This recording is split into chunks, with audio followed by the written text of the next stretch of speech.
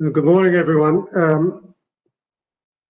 My name is Brian Kerr. I'm sitting with four colleagues who I shall introduce in a moment in the appeal in the Judicial Committee of the Privy Council from the decision of the Court of Appeal of the Commonwealth of the Bahamas in cases called Stephen Stubbs against Andrew Davis against the Queen, and that those cases have been consolidated with the Queen against Clinton Evans. And we will be hearing the case over the next, well, not tomorrow, but today and Monday and Tuesday. Now, I'm appearing with Lord Lloyd Jones, or sitting with Lord Lloyd Jones. Morning. Good morning, Lord Kitchen, Lord Hamblin, and Lord Burrows. Good morning. Good morning. Morning. Mr. Fitzgerald, QC, and Mr. Durillo appear for Mr. Stubbs, Mr. Thomas and Mr. Cargill appear for Mr. Davis, and Mr. Peter Knox, QC, and Mr. Tom Poole appear for the Crown.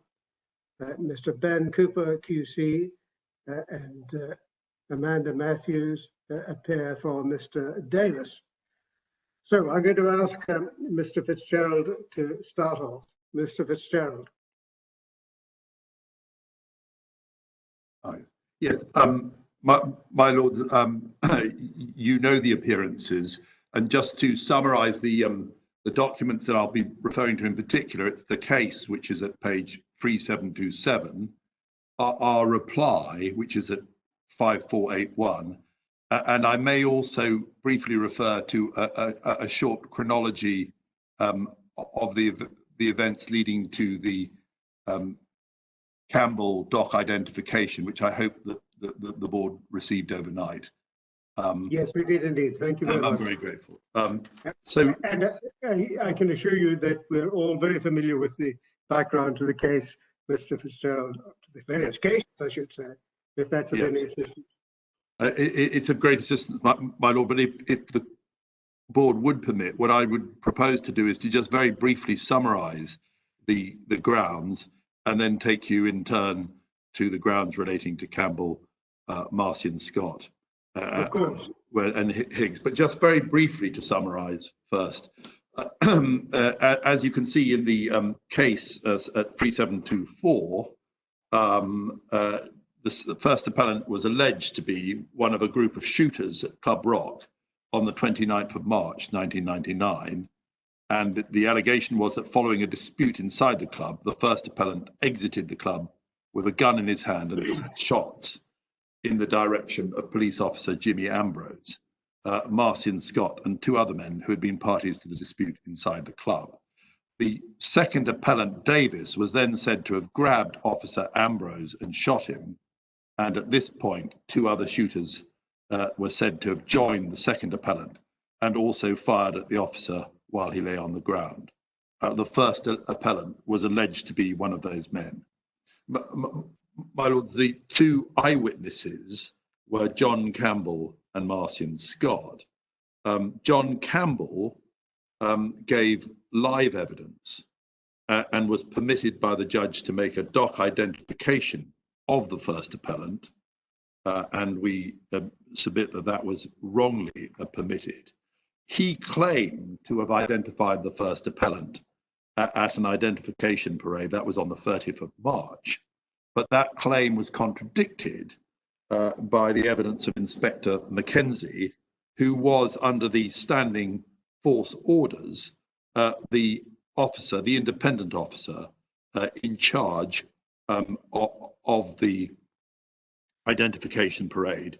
And Inspector Mackenzie gave clear evidence that Campbell only picked out one person at the identification parade, and that was not the first appellant, but the second appellant. And as we've set out, that was something he consistently maintained at the preliminary inquiry, the first trial, and the second trial. The just to continue the summary, the second purported eyewitness, Martin Scott, had died before the third trial, but the prosecution was permitted, despite the defence objection, to adduce Scott's evidence by way of a deposition made by him at the preliminary inquiry and by way of a transcript of his oral testimony during the first trial. Both of those documents were read to the jury and then made available to them during their deliberations. Then there's the evidence, two of the two eyewitnesses, Ryan and Duncan, who claimed that they saw the appellant running away from Club Rock and then deposit a black firearm under a vehicle. They claimed to have retrieved the black firearm and to have handed it to Mr. Higgs. There was some dispute on the question of continuity.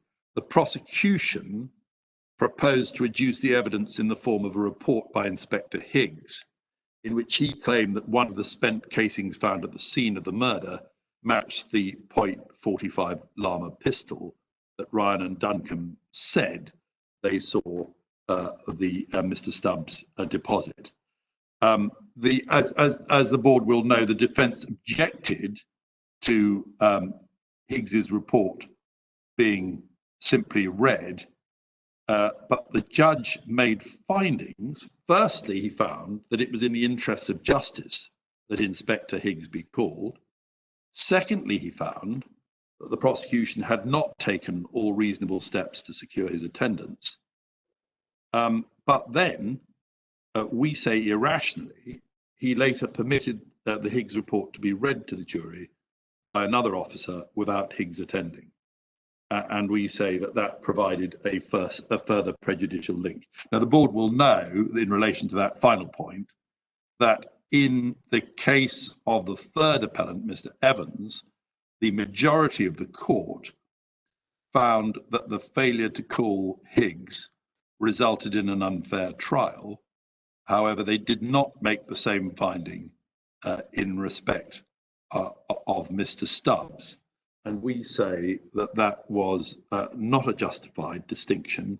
In both cases, there was a need to challenge and probe the evidence because it was prejudicial to both defendants. And the absence of the opportunity to cross-examine the witness, Higgs, we say, worked unfairness equally for this first appellant as for Mr. Evans. I would say, just going through the grounds, you have them already set out from 1.10. In relation to Campbell, briefly, it's that the judge wrongly permitted a doc identification, and secondly, that the directions to the jury were defective. In essence, the point that we make about those directions is that the judge simply treated it as a conflict of evidence. And he said, they say different things, you choose, to the jury. He gave no direction as to the special status of the inspector's evidence because he was under the full standing order someone independent of the investigation whose formal task was to monitor the ID parade. And we say that it was quite wrong for the judge simply to say to the jury, you make up your mind in a case like this, where if Mackenzie's evidence was accepted, as we say it should have been, then one would have been in the special situation where a person making a doc identification had failed to pick out the defendant at an ID parade. And in those circumstances, the courts have said that very special directions should be given. Indeed, that was part of the ratio of the case of Holland, and it was crucial in other cases such as Lawrence. Next, turning to the case of the evidence of Martin Scott, just very briefly, we say it was unfair and contrary to the interests of justice to admit Scott's deposition and the transcript of the evidence from the first trial. Because effectively, in this particular case, it worked in justice because Mr. Stubbs was deprived of an opportunity of cross-examining Scott before the jury that were actually deciding the case. The next point is that there was a failure at least to edit the transcript of Scott's evidence. And just summarising briefly there, it's true, as my learned friend has relied on, that in the case of Scott in 1989, the board held that generally depositions of dead witnesses should be admitted. But they stressed that there may be a need in those cases, in some cases, to exclude it, where it would work unfairness, and we say this is such a case. And they further stressed that it would be important to edit the transcript to exclude those parts of it which would particularly be inadmissible or prejudicial. And we say that must apply to the doc identification. Doc identification done in 2002 at the first trial, without the jury having any opportunity to assess the demeanour in relation to that at all. And we say that doc identification should never have been given. And then there's the point about the new evidence which the board has, that there is new evidence that Scott, when he claimed to be a police officer at the time of the shooting, was in fact not telling the truth because he had already left the police force at the time. And we say that the Court of Appeals should have admitted that new evidence before them. Then finally, just to turn to the points in relation to Mr. Higgs's I think it was Inspector Higgs's evidence, but yes, it's Inspector Higgs. We have a point about the interpretation of Section 120. In essence, Section 120 permits the report of an analyst to be put before a court and become prima facie evidence of the truth of its contents, but that is subject to a provision that the judge may require the witness to be called where it's in the interest of justice. We say that where it's important evidence, where the defence wish to challenge it, and where the person can be made available, and in this case he clearly could have been made available by video link at least, then it will always be in the interest of justice to call the witness and to permit cross-examination, and that it was fundamentally unfair not to permit that. That's the broad summary of Yes, thank you very much. Thank you. And then if I can now turn then to the specific points. So we've dealt with ground one, the doc identification, and I'll try and take the two points broadly together. That firstly, the judge should never have permitted a doc identification of the first appellant by John Campbell, and secondly, that the judge's directions to the jury, you decide who you believe, the inspector in charge of the parade or this wholly inconsistent witness Campbell, what was a misdirection. So those are the two points we make. Well, just going for it, so we've set that out, the basic reason, the inconsistency or contradiction by Inspector Mackenzie at 2.1, and the judge permitted the doc identification on the basis that Campbell claimed at the first trial to have identified the first appellant at the parade, but his reasoning fundamentally neglected the significance of the independent evidence of Inspector Mackenzie, who witnessed the parade. And we say that the judge just saying, well, I'll leave it to the jury, misunderstood the important role of the judge to prevent highly prejudicial yet unreliable evidence going before the jury. My lords, if I can just take you to the background chronology. I'm sorry to interrupt, Mr. Fitzgerald, but you say that he should have prevented potentially highly prejudicial evidence going to the jury, is it your submission that he should have excluded this evidence? I mean, keep in mind that Inspector Mackenzie had not made any notes of his attendance at the identification parade. I mean, was it permissible for the judge to say to the jury, well, be very careful about relying on this evidence because Inspector Mackenzie has told you that that Campbell did not identify your client, but keep in mind also that Inspector Mackenzie did not make a note of his attendance at the identification parade. Would there be anything objectionable about that? My Lord, the two objections would be, first of all, that he shouldn't have permitted the doc identification. But secondly, if we're talking about the directions, we say he should have spelt out to the jury the special nature of the role of Mackenzie.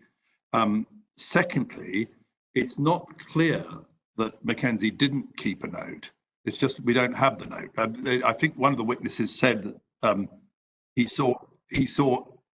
I think Campbell said he saw him writing things down, but the note appears, if it existed, to have been lost.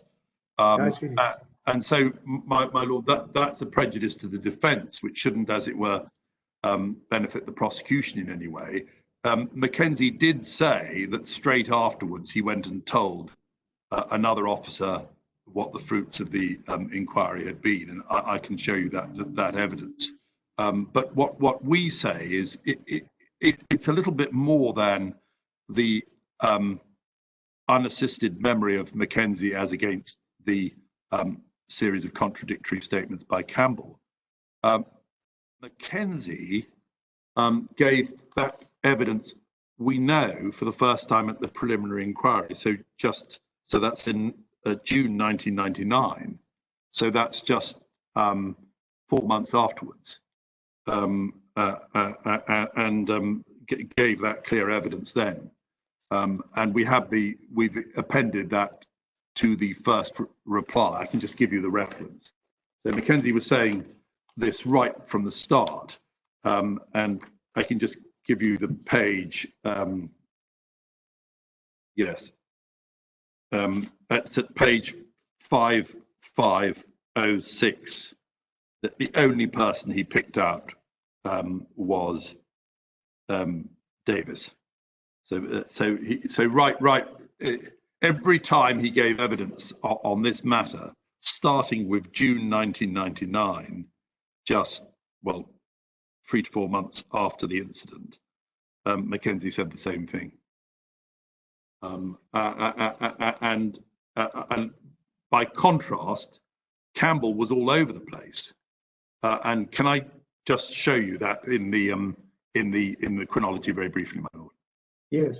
Yeah. So if one looks at it, so 2.4 on the 29th of March, Campbell gave a statement to the police, and in that statement he described 3 assailants and gave descriptions of them.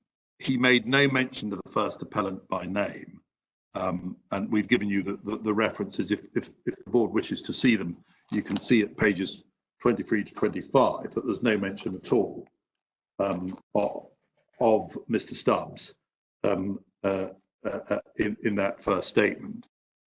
Then there's the ID parade, which was held, where the first appellant stood at position 5, Davis at position 10, and Evans at position 2. And Inspector Mackenzie has consistently said that he only picked out Davis. If I could just invite you to insert that there. So Davis, who was at number 10. Then in his second witness statement, which was made immediately following the parade, Campbell said he had identified 2 people as being shooters of the deceased. The person standing at number 10, Davis, and the person standing at 2, who was Evans. So he doesn't say anything about Stubbs. So that's Davis and Evans, but not the first appellant. but he said he knew the person standing at position 10, Evans, as Di from Ridgeland Park West. Well, that is even worse, because he clearly, if he knows who Di is, one would have thought he'd know what he looks like. But the person he picks out, he's looking at Mr. Evans and saying he was there. And then he's saying, or that's what he claims he's doing. And then he says, but he was the person who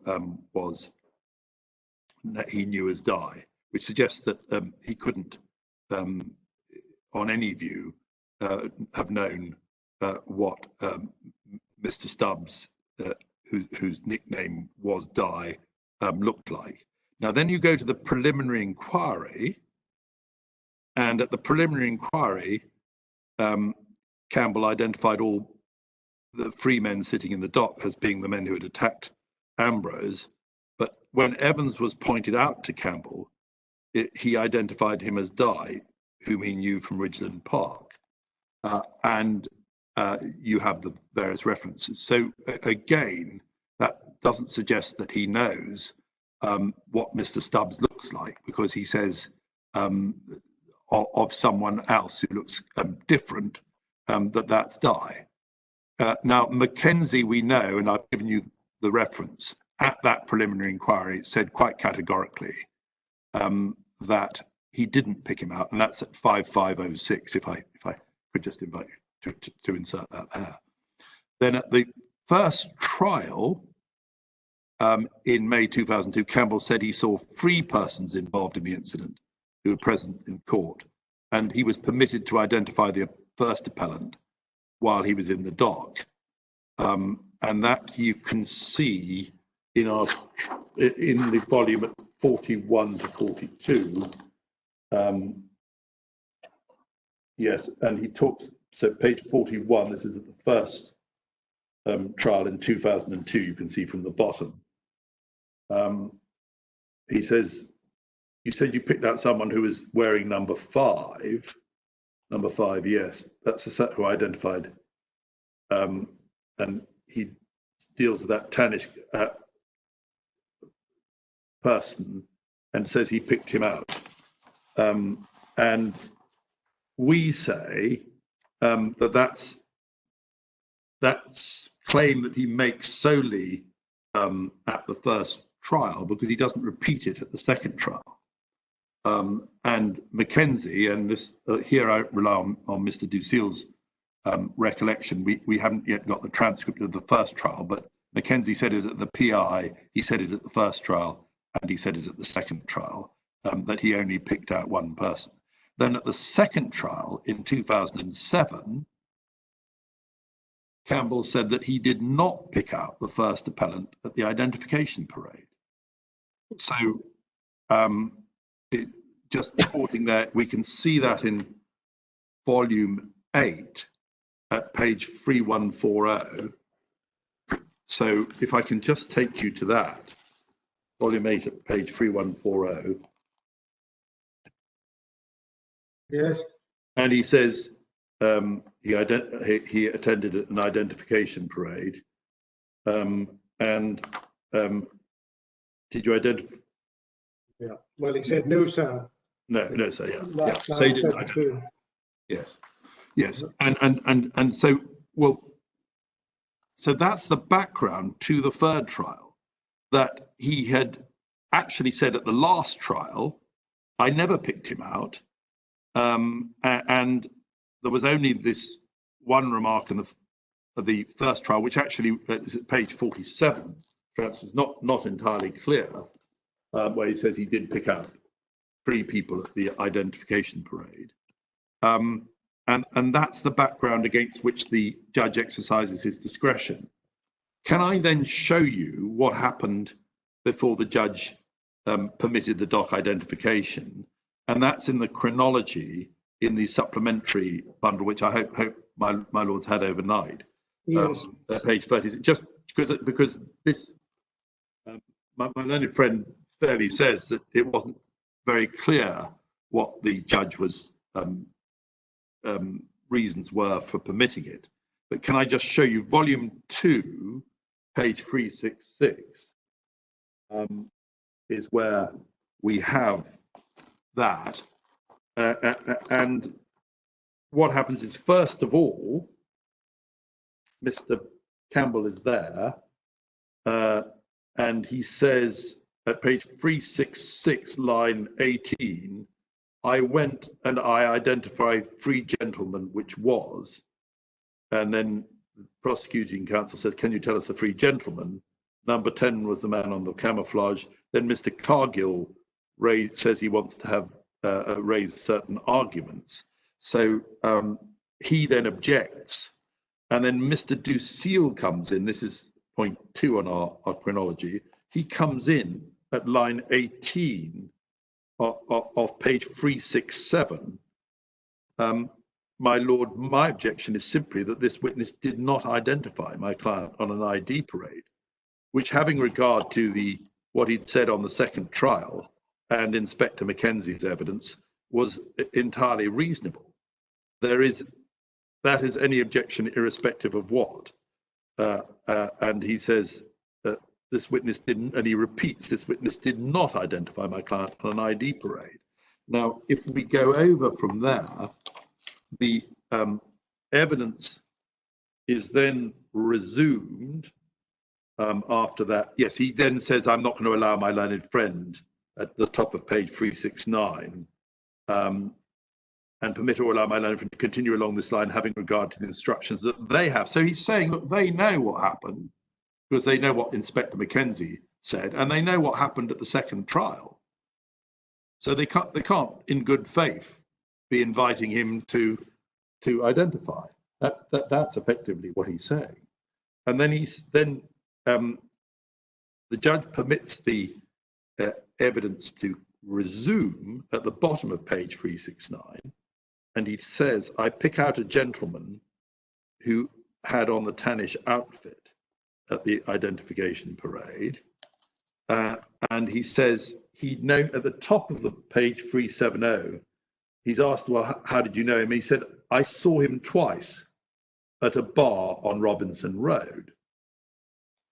How long had you known this gentleman? I don't know him personally. I've seen him.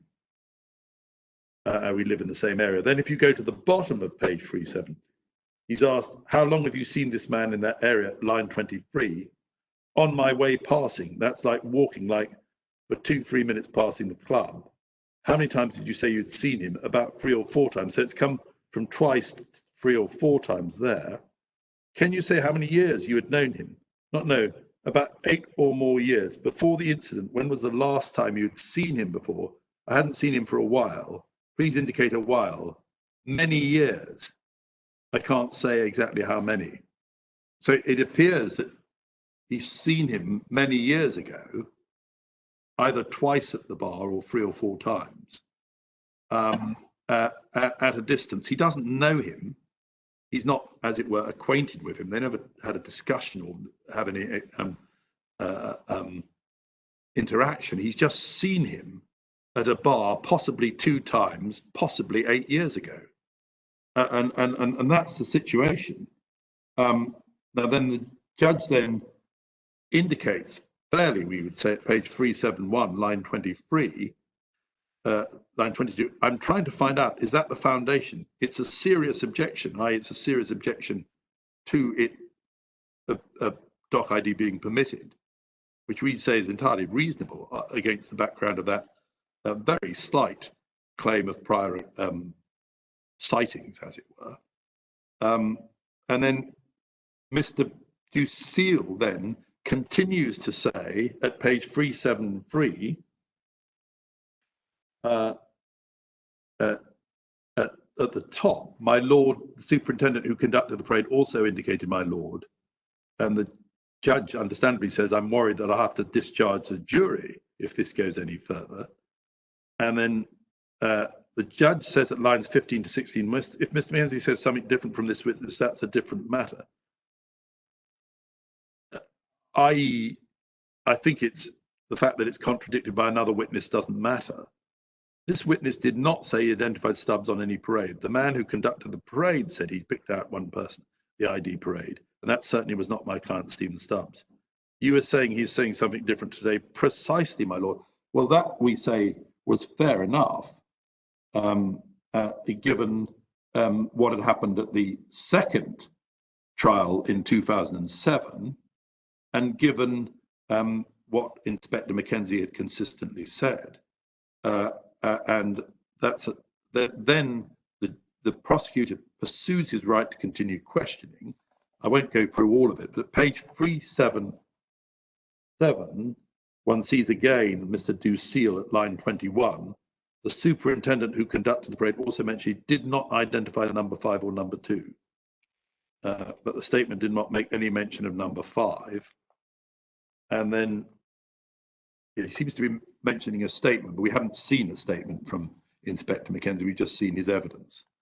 And then at page 378, he says, Mr. Ducil submits at lines 25, fact is this witness has come and is testifying to the court that I went on an identification parade and I picked out, this is the prosecuting counsel justifying. He says he's come and said he picked out 3 people. We've only heard about 2 so far. So he's saying, well, he's already said he identified 3 people in this court, so he should be allowed to go on.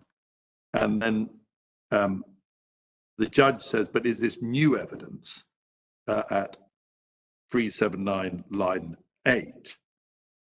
And then Mr. Allen says at page 379 line 20, you had, my lord, you had a full-blown trial that went to the Court of Appeal. You had an attempted trial in 2007.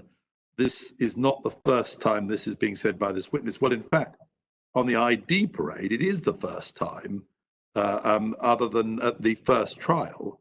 And he doesn't tell the judge, well, I have to accept that this witness in 2007 said he didn't pick him out.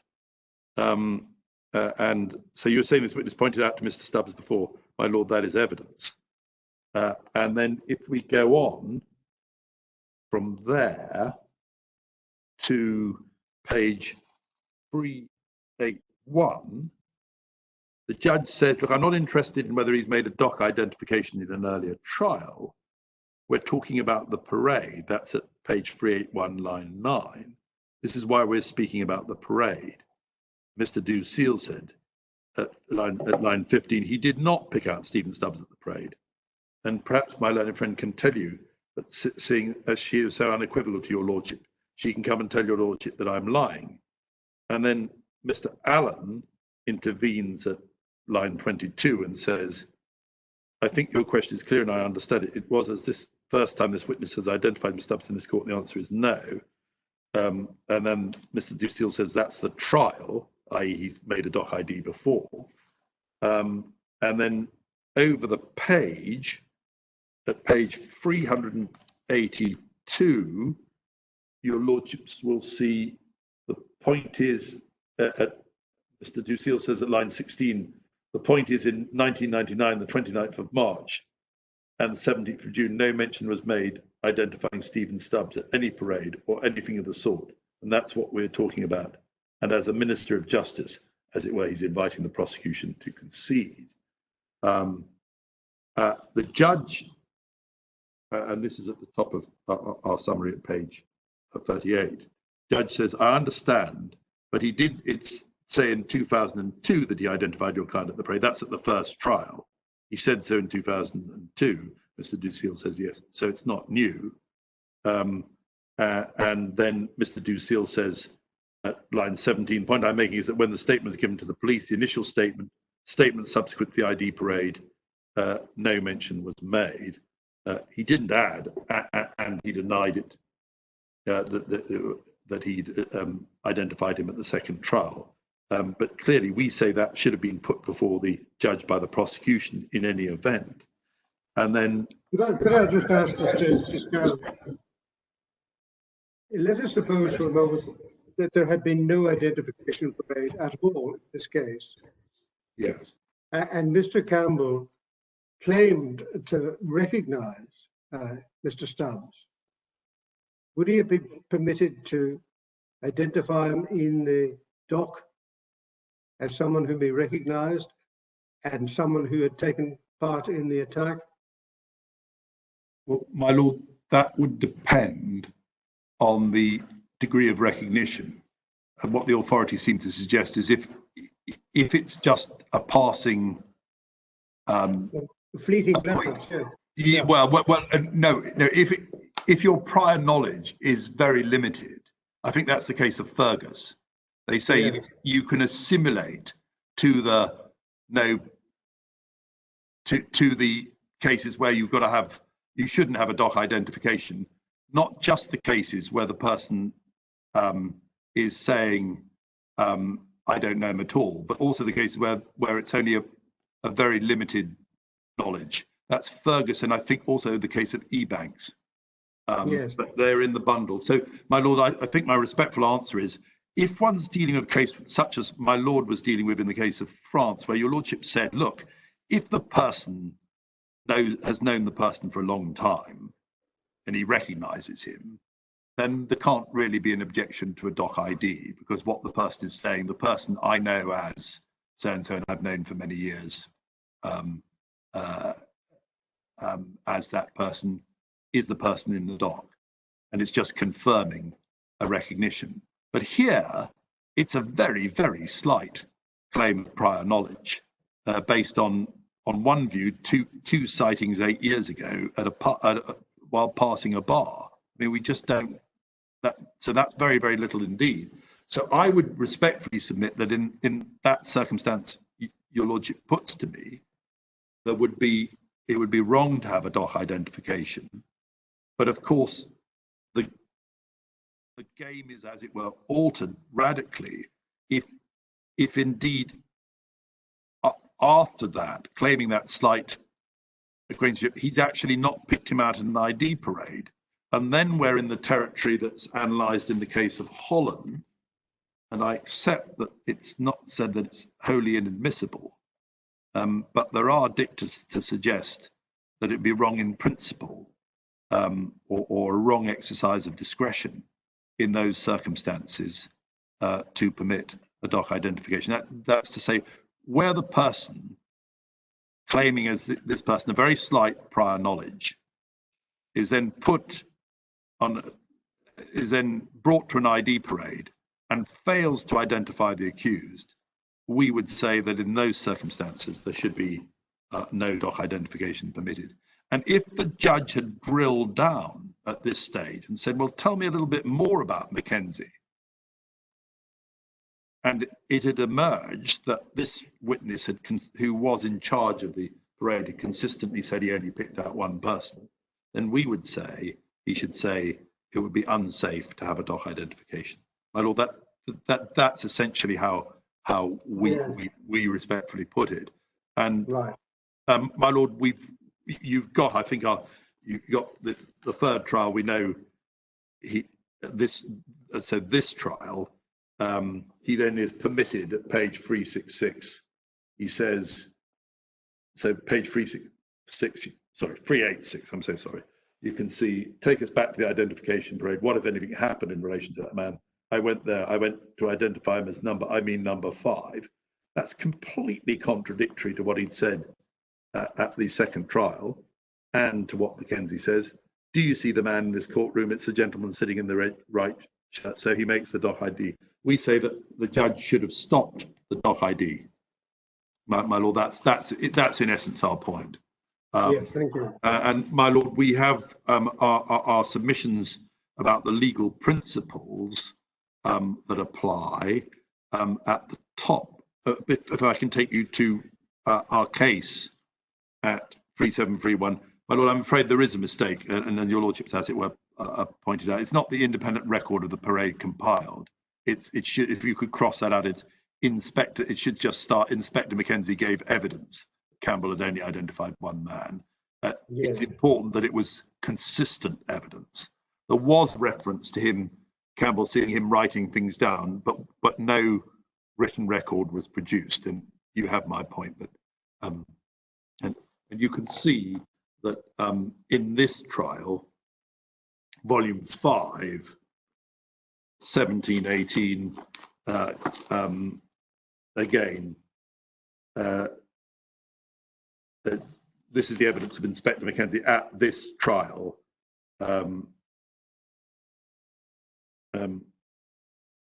Oh no, so I'm so sorry. That's 70. Campbell. Yes, he said Campbell identified only Davis. Yes, that's page 1718. Yes. He says he's asked at the top of page 1718 at volume 5. Did you see any witnesses while you conducted this parade? Yes, ma'am. Witnesses escorted by the name of John Campbell, and he's in a one-way mirror. Line 17. Can you point him? The person Campbell identified number 10. Do you see him in this courtroom today? Yes, ma'am. Can you point him out? Mr. Andrew Davis is sitting. Yes. Please continue. After Mr. Campbell said to me number 10, he was then escorted for the parade. So he's quite clear. Again, at this trial, he identified no one else. And so consistently from the PI through the trials to this trial, Mackenzie is clear.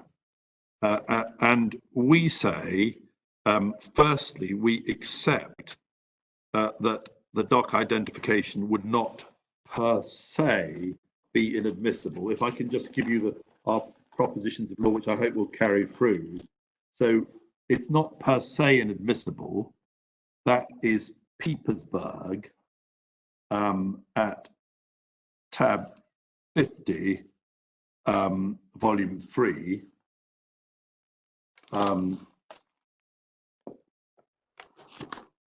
And volume 3, and it's at paragraph at 10. Yes, their lordships. Yes, they cite POP, and they say. Yes, their lordships see no reason to depart from their clear decision in POP that the facts that no identification had been held, witness identified the appellant when he was in the dock, did not make his identification evidence inadmissible. Is it 4947? Yes, 4947, my lord. Yes, and then but it doesn't end that there because they then go on to deal with the inadequacies of the directions. And then, if I can, because it's perhaps a convenient place to take the board on. If you go on to paragraph 15 on 4949, that summarizes Lord Rogers' judgment in Holland in 2005. In Holland, the board was concerned with the contention that doc identifications of the accused, where the witness had failed to pick him out at an identification parade, had contributed to making his trial unfair. And then Lord Rogers said, so to distinguish directions, and then it quotes the dangers of a doc identification at paragraph 164950, that the advantage of an identification parade is usually held much nearer the time at 4950 and paragraph 16, and the Advocate Deputy General did not gainsay the positive disadvantages of an identification parade carried out when identification, i.e. carried out in the dock, and then so a dock identification can be criticised in two complementary respects. Not only does it lack the safeguards that are offered by an ID parade, but the accused's position in the dock positively increases the risk of a wrong identification. It's right to say that in Holland, they didn't say that it would always be inadmissible where there'd been a failure to identify at the ID parade. But Lord Roger did give some clear indications of the great dangers of that, which we say would go to the exercise of the discretion. Then we've also put there, nevertheless, a doc at 2.14, a doc identification where there has been no previous ID is undesirable and ought not to be allowed. And that's the Goldson case, which the board has at volume 2, tab 34. I can take you to volume 2, tab 34. And that's a far more forthright statement by Lord Hoffman in the board. at page 4555, and there is no there's 4555 at D to F. If the board has that, then there is no dispute that if an identifying witness has not made a previous identification of the accused, the doc identification is unsatisfactory and ought not to be allowed, unless the witness had provided the police with complete identification by name or description so as to enable him the previous should take the form of an identification parade. So it must follow from that reasoning where you've actually had an identification parade, the person hasn't picked him out, all the more it shouldn't be allowed as a matter of the exercise of the judge's discretion. And there, my lord, there's the point about the distinction between well-known and passing acquaintance. On the other hand, Mr. Fulton accepts that if the accused is well known to the witness, and it's unnecessary. The present case, however, the question of whether the identity fell into one class or another is a question in dispute. Says rightly now it would have been helped to resolve the dispute. So we make that point. If it's a disputed recognition and the alleged basis of the recognition is a passing 8 years ago 2 times in a bar, then we say that's not good enough to dispense with the rule that the doc ID ought not to be allowed. My lords, that's Goldson, and then just while I'm on it, the authorities, could I take you also to the case of Neely, which is at volume 3, tab 46, I think. Yes, Neely. You'll see that in Neely,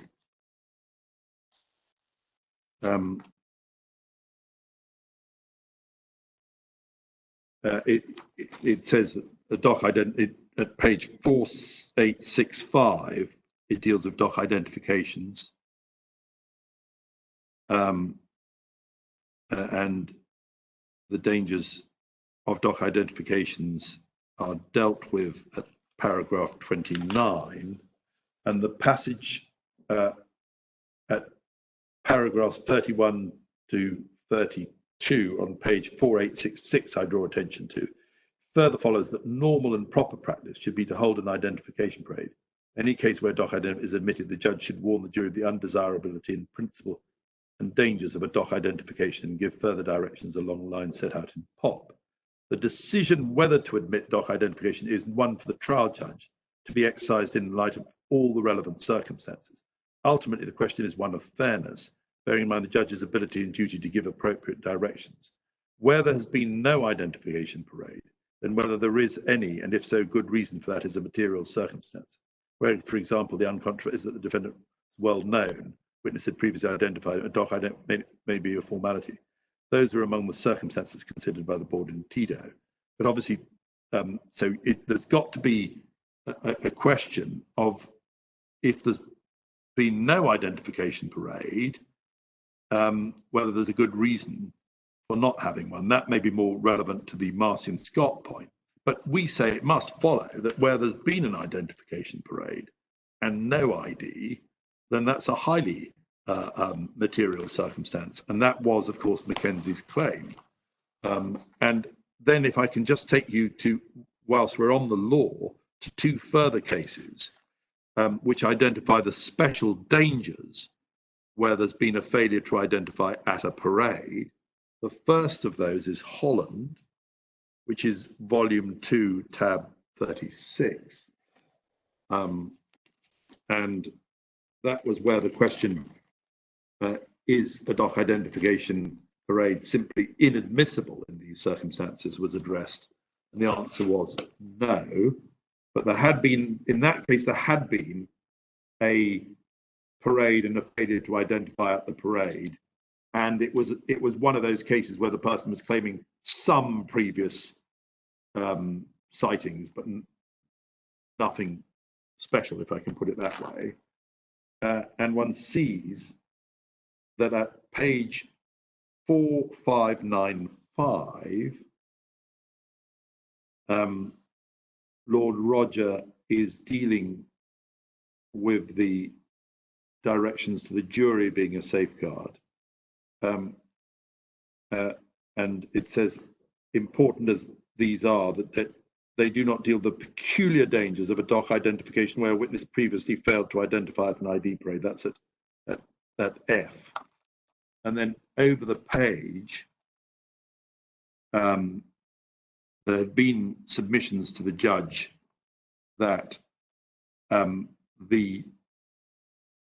it would not be fair to rely on a dock identification, and the counsel had made that point to the jury. And what the prosecution was saying, well, counsel had made the point to the jury, but what Lord Roger is saying is that that's got to be brought home by the judge putting their authority behind it, and the judge didn't do that. So paragraph 62, finally, while the judge gave the jury the usual directions on the need for care in relation to identification evidence, he merely told them that they should remember Miss Scott's general point that a dock identification is in her submission not fair and therefore not to be relied upon. All I require of you is to approach all the evidence of identification with great care and circumspection. Whether deliberately or not, the way that this particular direction was formulated might be thought to suggest the judge was distancing himself from Scott's submissions on the point. At the very least, neither by associating himself with her submissions nor otherwise did the judge clearly warn the jury of the particular risks of a dock identification in a case where the witness had previously failed to identify the appellant at the ID parade. And we say this is that case because Inspector Mackenzie was clear that this witness had failed to identify the appellant at the ID parade. And one can see that at the last, the summing up where the board is looking at the question, well, was there a fair trial? The failure to direct on the special dangers where there's been no identification at the parade is one of the grounds on which the appeal is allowed. That's at paragraph 84. The two Crown failures to disclose information are therefore properly to be seen as separate and isolated infringements. That's 4602 of the EB. But as infringements that each had a bearing on Miss Gilchrist's dock identification of the appellant, which was one of the central elements of the prosecution case. For the reasons which I have already given, the dock identification by Miss Gilchrist and Miss Simpson, who had failed to pick out the appellant at the identification parade, carried with them significant risks of mistake over and above the risks of mistake which go with any eyewitness identification. Unfortunately, the trial judge gave the jury no proper warning about those additional risks. So that was one of the grounds on which the appeal was allowed. And then if I can just take you finally, my lords, I think this is the final authority I need to take you to, is tab 43, the case of Lawrence. And in that case, one sees that at page 4778, if I can take you to that, of the e-bundle, that there was a failure by the judge in the directions. And at paragraph 11, towards the bottom, he briefly mentioned Miss Linton's failure to identify the appellant at the identification parades, but he did not refer to the advantages of an identification parade or warn of the heightened risk of a false identification when a witness who had been unable to identify at an identification parade made a dock identification. By failing to do so, he misdirected the jury. So that point. And then there's, I think, of the authorities, there's just one more, which I've referred to at 2.15 of the case, which is at volume 3, tab 62. So, and that's at page 5148 going on. This is the Swaby case. And if I can just take you there to page 5159, one sees there's a reference to both Frank Roll and Mavis Vanderpool made dock identifications. This is the third paragraph down of the appellant. Frank Roller said first in his evidence that he had at an identification parade. He was then asked whether he saw in court the man who had identified. To reply, he was the man in the dock. Mavis Vanderpool was not asked by the Crown to make a dock identification. what she did was to volunteer the information several times. Appellant's counsel objected on the first occasion, to which the trial judge replied that he could not object to it. Thereafter, the witness repeated her doc identification without further objection. There are grounds for saying that there was an irregularity in the case of each of these two witnesses. Frank Roll's evidence that he had identified the appellant at the identification parade was contradicted later by the appellant during the voir dire. He said that there'd been a parade, but Frank Roll did not identify him. More importantly, Mrs. Bethel said his evidence at the trial was inconsistent with what he had said at the preliminary inquiry, which was that he attended the parade, but he did not identify anybody because he was too frightened to do so. In these circumstances, it is questionable whether the Crown had a proper basis for asking him to make a doc identification, as this was done ostensibly merely to confirm an identification already made at the parade. And there may have been some confusion. Perhaps you can put it this way. If you've made an identification at the parade, there's really no need for a doc identification. If you haven't made an identification at the parade, and we say on Inspector Mackenzie's evidence that was the case, then it's dangerous to have a doc identification. So Swaby helps to that extent. But also those are some of the key Privy Council cases on doc identifications where either there's no good reason for not holding an identification parade, or where there has been an identification parade and the person hasn't been picked out. And I accept that there is no absolute rule, but I do say that one can say that it's wrong in principle on the facts of this case to permit a doc identification where there has been, on the objective evidence, a failure to pick out at the ID parade.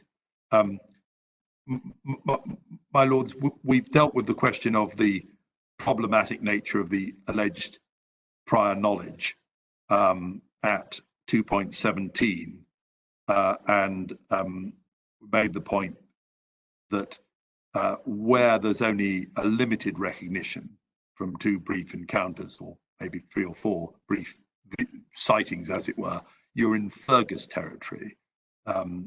Fergus saying that if it's just a couple of previous sightings, then it's more like an identification for the first time than a recognition. And we've given you the reference there.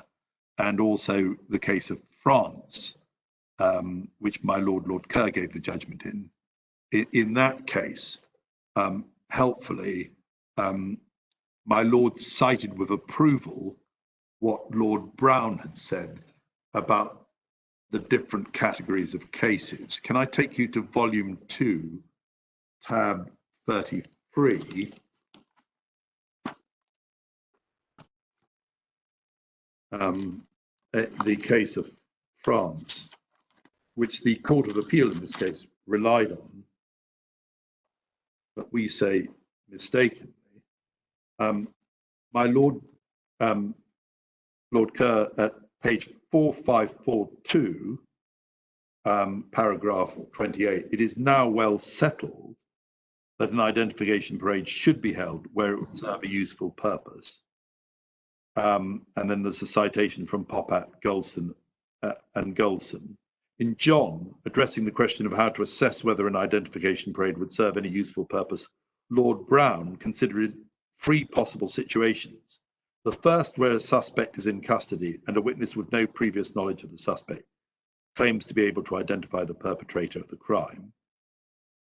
So that's no previous knowledge. The second, where the witness and the suspect are well known to each other and neither disputes this.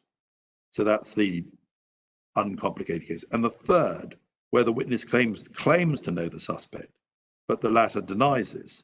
In the first of these instances, an identification parade will obviously serve a useful purpose. In the second, it will not, because it carries the risk of adding spurious authority to the claim of recognition. In the third situation, 2 questions must be posed. The first is whether, notwithstanding a claim by a witness to know the defendant can be retrospectively concluded that some contribution would have been made to the testing of the accuracy of it by holding a parade. If it is so concluded, the question then arises whether the failure to hold a parade caused a serious miscarriage of justice. Now that's on the failure to hold a parade, but it does helpfully, we say, give us the three categories of case. And we say, on any view, we're not, there's no dispute, we know each other well. We're in a fleeting prior acquaintance, see Fergus, and a disputed recognition, see Lord Brown in the John case. And my lords, just going over, whilst we're on this, page 4544, paragraph 34, my Lord Kerr says there's been a tendency to apply the term doc identification to situations other than those where the witness identifies the person in the doc for the first time. This is not necessarily a misapplication of the expression, but it should not be assumed that the dangers present when the identification takes place for the first time in court loom as large when what is involved is the confirmation of identification already made before trial. Nor should it be assumed that both the nature of the warning that should be given is the same in both instances. Where the so-called doc identification is the confirmation of an identification previously made, the witness is not saying for the first time, this is the person who committed the crime. He is saying the person whom I have identified to police as the person who committed the crime is the person who stands in the dock. And then my lord goes on to deal with Stewart, claimed to have known the appellant and his family for a long time. And in that case, it was clear that it can't be regarded as a doc identification case at all. And my lord says the same considerations apply here. This was not in any real sense a doc identification. It was a pure formality. The warning in the present case is needed to be directed, therefore, not to the dangers of the witness assuming the person in the dock, simply because of the presence there, committed the crime, but to the need for careful scrutiny of the circumstances. And that had been given. But again, one sees that there are cases where it's obvious and it's not in dispute that the accused is well known. There it said it's not a doc identification. And obviously that has implications also for whether you need an ID parade. But whereas here, prior knowledge is in dispute, and prior knowledge is, if anything, tenuous, then we say it can properly be described as a doc identification, and it shouldn't be permitted in circumstances where he hasn't even picked out the accused at an ID parade. So, my lords, against the background of that summary of the case law, we've made at 2.19, so 2.18, we say the doc identification was far more prejudicial than probative and ought not to have been permitted. Further, alternatively, it was so unfair that it should have been excluded. And then we make the point that the inconsistencies in the identification evidence were not simply a matter for the jury. Both the trial judge and the Court of Appeal considered that Campbell's prior claim that he identified the first appellant at the parade was sufficient to permit the doc identification. Both said that the contradiction between Campbell's evidence and Inspector Mackenzie's was merely an issue of credibility to be determined by the jury. What we submit is that renders the safeguards of the false standing orders completely pointless.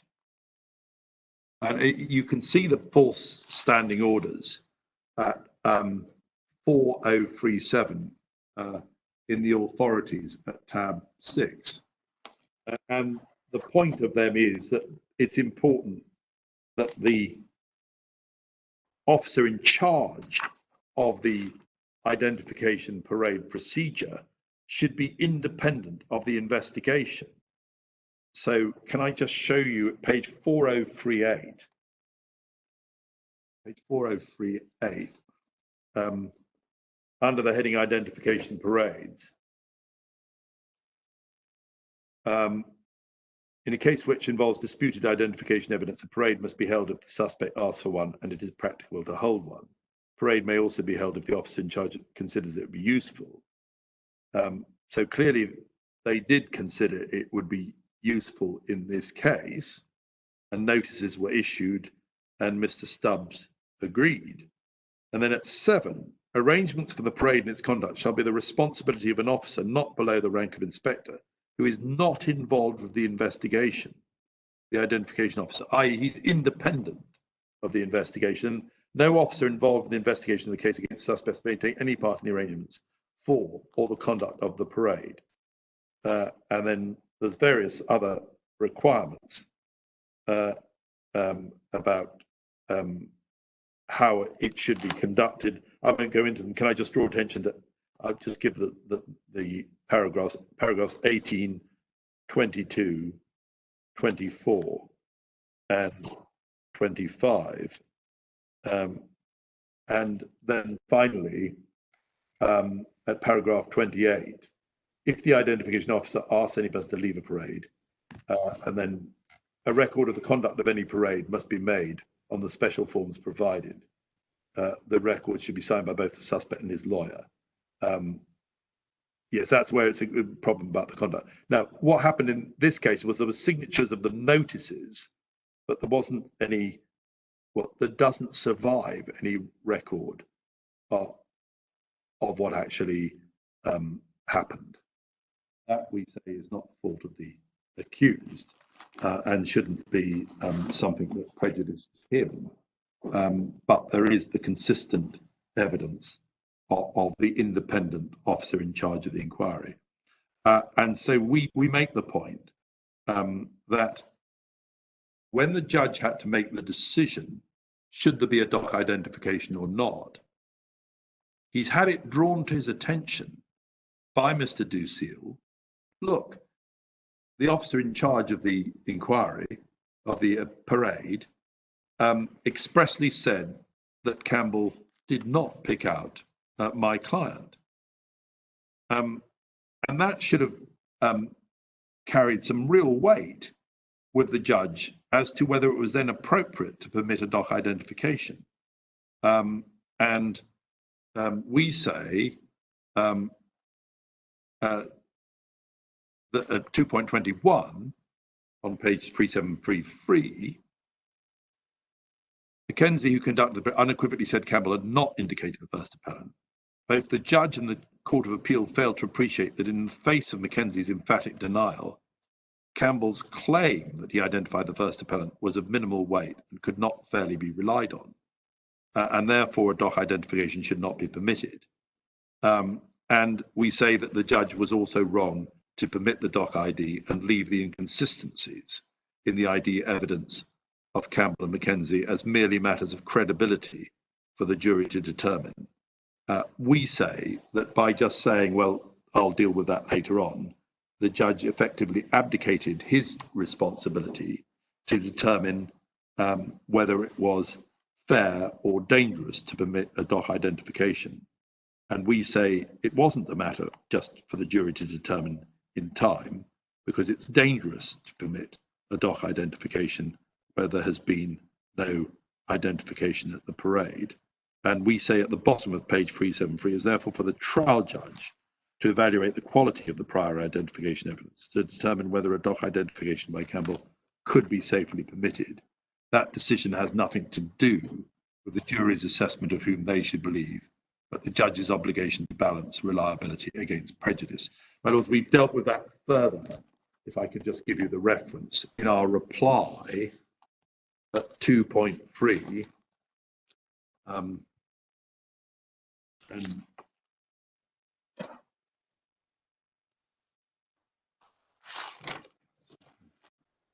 it's in our reply at 2.3. That's at page 5485, yes. And we make the point that the Court of Appeal, in their reasoning, say that at paragraph 152, they say that if Campbell's evidence that he had identified Stubbs was true, there was no real basis for refusing to permit him to identify Stubbs in the doc. So that's the ratio on this issue of the Court of Appeal. But the respondent relies also on the Court of finding that Inspector Mackenzie did not have to be preferred on this point. We submit the Court of Appeal erred in principle in their approach. That's because Campbell's claim at the first trial that he picked out Stubbs was rendered wholly unreliable by the consistent evidence to the contrary of Inspector Mackenzie. In downplaying the contradiction as simply an issue of fact for the jury, the Court of Appeal failed to recognise the need for a judicial assessment of Campbell's earlier claim to have picked out Stubbs at the parade before that claim was used to permit a doc identification. And then the points that we say he should have had in mind, we list there.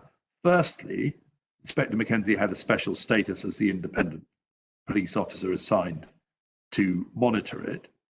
And I've shown you the 4 standing orders. Secondly, Inspector Mackenzie had consistently at each trial maintained that Campbell had only picked out Davis, and he gave that evidence in the preliminary inquiry too. And by contrast, Campbell's evidence on this issue was inconsistent, inchangeable throughout, as set out in our case. I mean, he says, the start, he says he picked out 2 people, not this person, but numbers 2 and numbers 10. Then he says at the first trial, he did pick out the client. Then he says the accused. Then he says at the second trial, he didn't pick out the accused, and the reason he didn't pick him out was that he was frightened. I mean, that's quite a detailed thing. It's not something you can be mistaken about. He actually gave an elaborate explanation of why he didn't pick him out when he gave evidence at the second trial. I didn't pick him out because I was frightened. And then he's permitted, against that background, at the third trial to say, I did pick him out. Having given an elaborate explanation, I didn't pick him out, and the reason I didn't pick him out, he's allowed at the third trial to say, well, I did pick him out, and he was number 5, and there he is. And we say there was a failure of this matter to be properly investigated and properly decided at the third trial, and that if the judge had given due weight to what was drawn to his attention, that Mackenzie had said the exact opposite consistently, and indeed that it was inconsistent with what he'd said at the second trial, there was no way that it could be a proper exercise of discretion to permit a doc identification. My lords, the next point we make, which is really very closely allied, but I can perhaps just before the break briefly touch on it, is the point at ground 2. The judge, in his summing up, says to the jury, and this is not in a careful analysis of Campbell's evidence, but in a broad look at the question of what he distinguishes as inconsistencies and contradictions. He says, I must tell you the contradiction between the evidence of John Campbell and Detective Inspector Rodney Mackenzie is fundamental. Both accounts cannot be true and are not reconcilable. It's a matter for you, the jury. Well, we say that was wholly inadequate. He didn't direct them that the only independent evidence was that the first appellant had not picked out Campbell. He wrongly left the contradiction as a matter just for the jury. Setting aside Raymond Free, he didn't direct the jury to consider Campbell's identification of the first appellant against the background of history of all his, let's say, Campbell's own prior inconsistencies. He failed, and this is over the page, to inform a jury that the risk of a false identification is increased when a witness who has been unable to identify a defendant makes a doc identification. That's the Lawrence case and the Holland case, which I took the board to. Holland at paragraphs 56, 58, and 62, and indeed 84.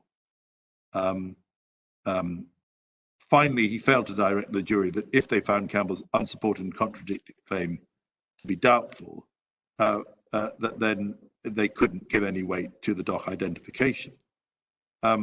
What we say the judge should have done, he should have said, you've got to treat, if it was permissible at all to permit him to say, I did pick him out, you've got to treat this with the greatest of caution. His own evidence on this has been inconsistent throughout. And as against that, you have the consistent evidence of the officer who the false standing orders gives a special status in this. Not just it's a matter for you.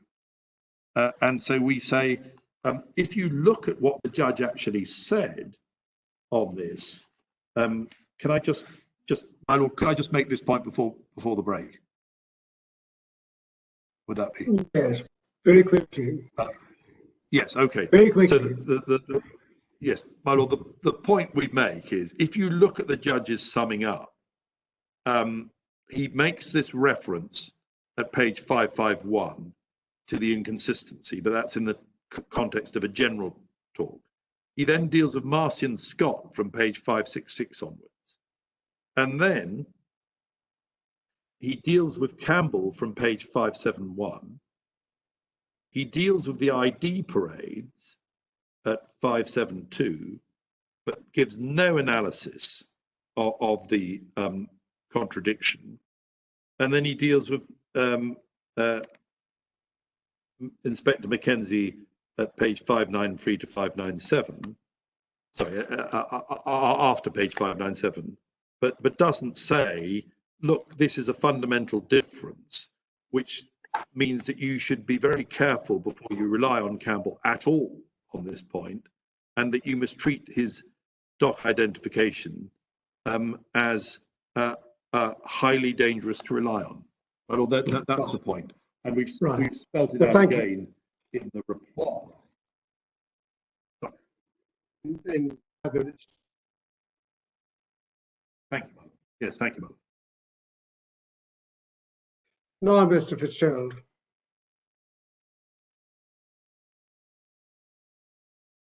Yes, my lord, I think I can very briefly complete Campbell, and then we'll be swifter with some of the other points. But if I can take you just finally to the case at page 3735, so 3.4 of the case, there really is a further fundamental point, which is that the judge didn't describe Campbell's evidence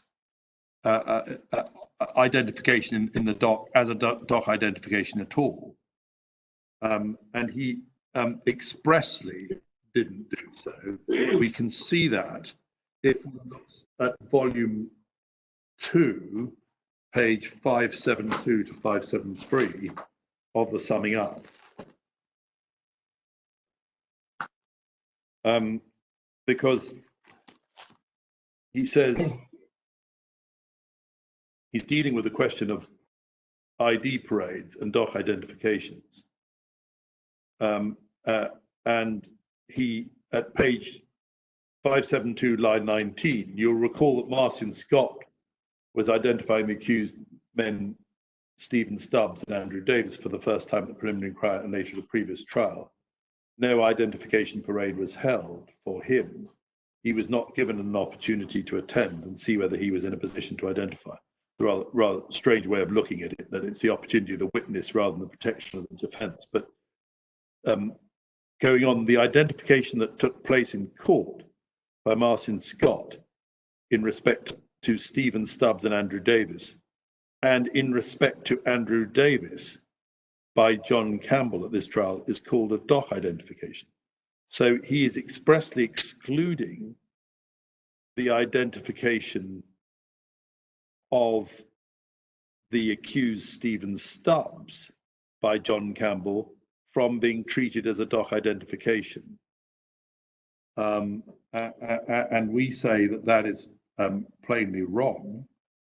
And the consequences that he gives no ruling, or sorry, no directions as to the dangers of a doc identification by Campbell, if, as we submit, he should have directed the jury, he hadn't picked him out at a prior identification parade. And he just doesn't recognise that this was a dock identification with all the attendant dangers, and all his directions seem to be on the dangers of dock identification are directed solely towards the Marcy and Scott point. And we say that that was unfair and wrong. Sorry, I'm sorry, Mr. Fitzgerald. I suppose a classic dock identification is a person without any prior acquaintance as the perpetrator of the crime that he witnessed. Here, identification, because Campbell claimed to have known, not to have known, but to have seen, to have.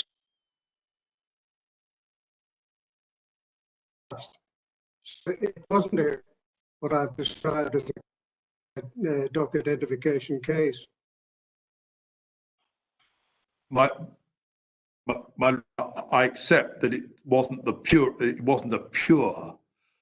never seen before dock identification, but I say it falls into Lord Brown's second category of disputed recognition, and indeed it falls into the category of some very limited claim of prior acquaintance or prior sightings, as it were, which is like the Fergus case, where they say it can be assimilated to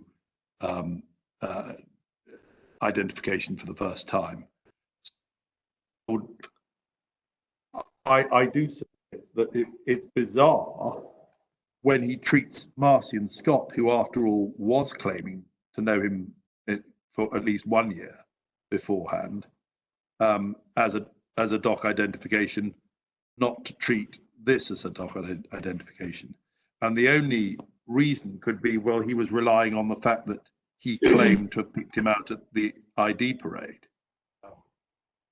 But in fact, it's also, I think that must be the reason. But in fact, if one accepts Mackenzie's evidence, he expressly did not pick him out at the ID parade. And really, yes. Well, I got that. Sorry, my lord. Sorry, the 3.5. The Court of Appeal, they say, well, the directions weren't as robust as they could have been, but they were adequate.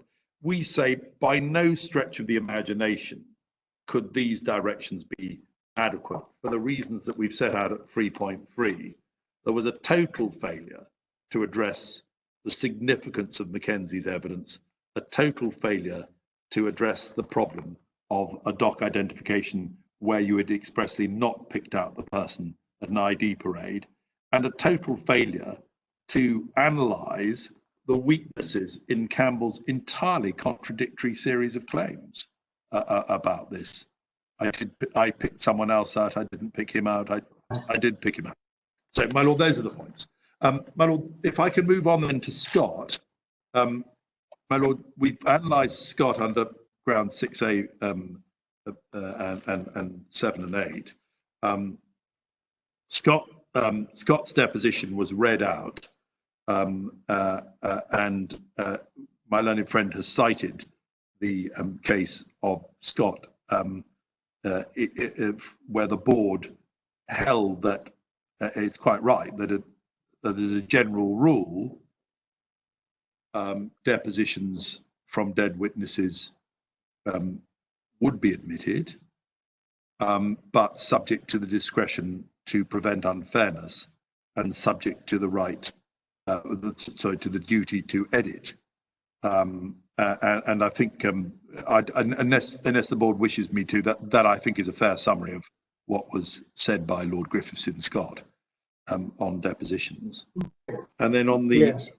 then the same would apply to the transcript of Scott 7.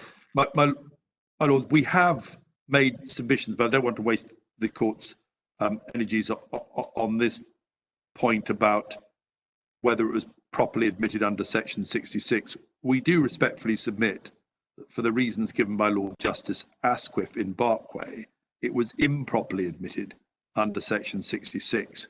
But we do accept that there is authority, and we provided it to you overnight, that there may well be a common law power to admit a trial transcript of the evidence. My lords, that's in the case of Hall, the case of Hall, which I think the board has been provided. The case of Hall, I'll just give you the reference. It's at 1973, Queen's Bench, 1 Queen's Bench 496. And so, my lords, I'm going to put that point aside unless the board wishes to express a view as to whether, in fact, if it's going to be done, it's got to be done under the common law power rather than under section 66. I want to concentrate my fire on the unfairness point. And it's at 4.5, we submit judge shouldn't have admitted the transcript of Scott's evidence in the first trial because it was not in the interests of justice in this particular case, given the obvious likelihood of prejudice to the accused in the absence of an opportunity to cross-examine Scott in the presence of the jury actually trying the case. We've set out that there were good reasons to doubt Scott's reliability, and there are 3 points we make briefly at the top of page 3738. He admitted during his testimony at the first trial that he had lied at the preliminary inquiry about the length of time that he had known. At the preliminary inquiry, he said that's at page 285 and also at page 290, lines 28 following. He admitted at the PI, he said he'd known him for a year. The trial, he then made the first trial, which was the transcript read out, he said he'd known him for 9 years. And when confronted with the discrepancy, he said, which a lot of these witnesses seem to have said in this case, whenever in trouble, oh, well, I was frightened. I can't really see how being frightened would mean that you'd say 1 year rather than 9 years. But that's the explanation that he gave. He said that he had seen him 4 months before, but at the voir dire, evidence was adduced that, in fact, for the last 3 years before this matter, in fact, Mr. Stubbs had been in custody. That I can give you the reference to that. That's at page 148, lines 3 to 29. So that's at Roman 2. He was shown he couldn't have seen him 4 months before because he was in custody then, and that was established by the independent evidence of Claudia Frazier looking at the prison records. Scott also alleged that the reason he had lied about the length of time was because he'd received threats, and that's at Roman 3. But the admission of the transcript meant that this prejudicial material was admitted without any opportunity to cross-examine. And then further, we have the new evidence point, which I will briefly summarize. Now, we submit that for those reasons, the evidence should not have been admitted in transcript form because it deprived him of an opportunity to cross-examine in front of the jury in this particular case. And it enabled that prejudicial material to go before the jury without an opportunity to cross-examine. And moreover, the materials that we have now provided the court.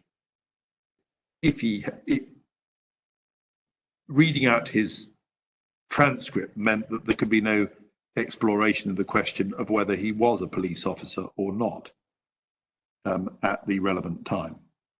Those are our submissions about why the whole evidence should have been excluded. But of course, it includes the fact that the transcript involved a doc identification. And that was one of the principal bases on which Mr. Duseal objected to the whole transcript. He said this is effectively a case of a doc identification. But what we do submit, and this is at ground 6B at page part 5, at page 3738.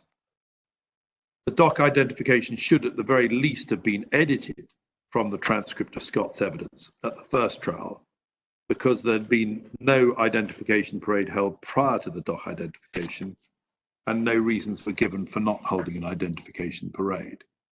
This was in circumstances where the first appellant's case was that Scott was lying about the fact that he knew him, and he was not familiar enough with the first appellant to identify him as one of the shooters. Again, this was not a case where there was reliable evidence of recognition, such as renders the evidence of a doc identification a purely formal exercise. So he said at one time, well, I've known him for one year at the preliminary inquiry. Then at the first trial, the only trial we have his evidence in relation to, because he died after that, there's the evidence that he was saying, I known him for 9 years, which was read out to the jury. The judge, we say, was wrong not to edit that out. And he didn't consider the point that there was no explanation why an identification parade had not been held in this case. And we say that this was a case where the principles that I've shown the board in Goldson, Ebanks, and Neely apply. That's to say, the basic principle is, if there should be an identification parade, because it's a disputed recognition, and there is no identification parade, and no good reason for not holding an identification parade, then we submit a doc identification should not be permitted. And so we've given, I did take the board to those various authorities, but we've set them out from 5.3 onwards. So firstly, as a matter of principle, an identification should be held where it would serve a useful purpose. That's Lord Hoffman and Goldson. Secondly, even where a witness claims recognition, unless the defence accepts that he is the known or is incapable of serious dispute, then an identification parade should be held. I don't think I took you to Ebanks, so could I just, that's volume 2 at tab 28. So if I could just take you to that now. Volume 2, tab 28.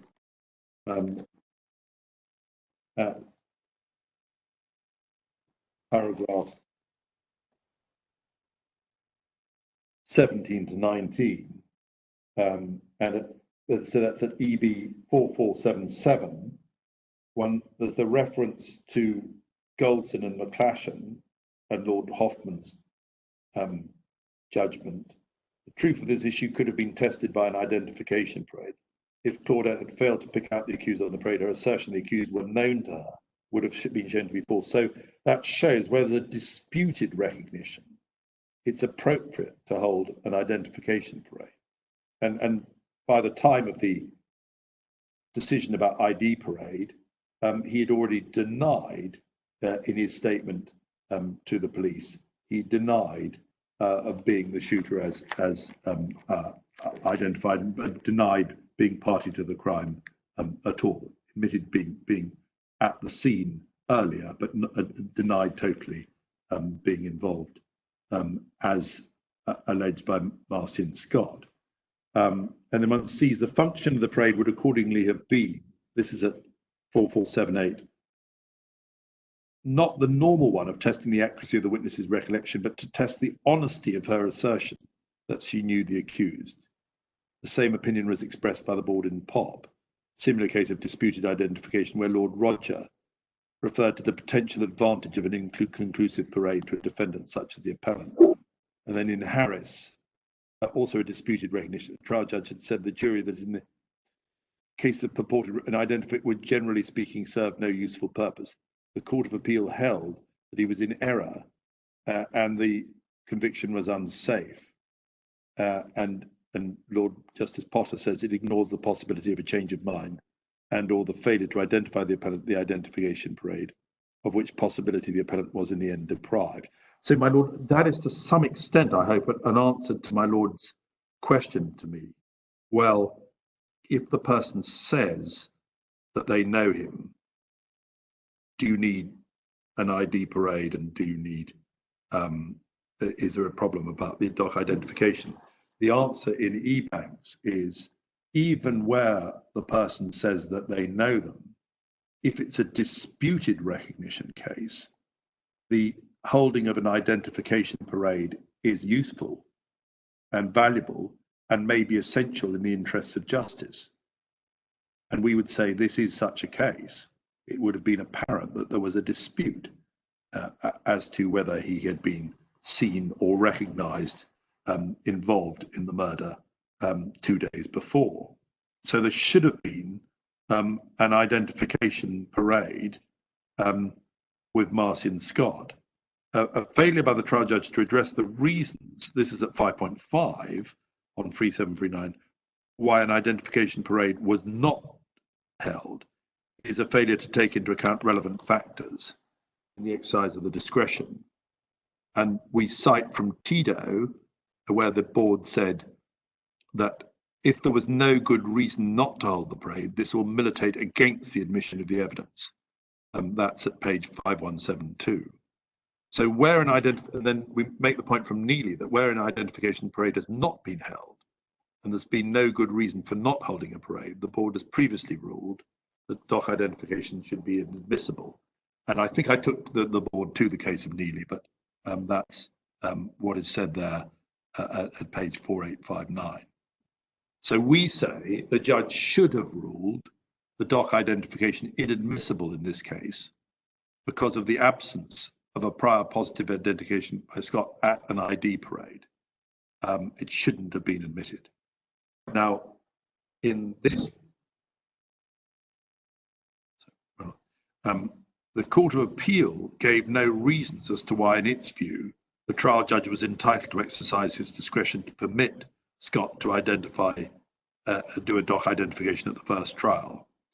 However, it would seem from the recitation of the case of France by the Court of Appeal that the Court of Appeal regarded Scott's identification as a case of recognition rather than one of an identification.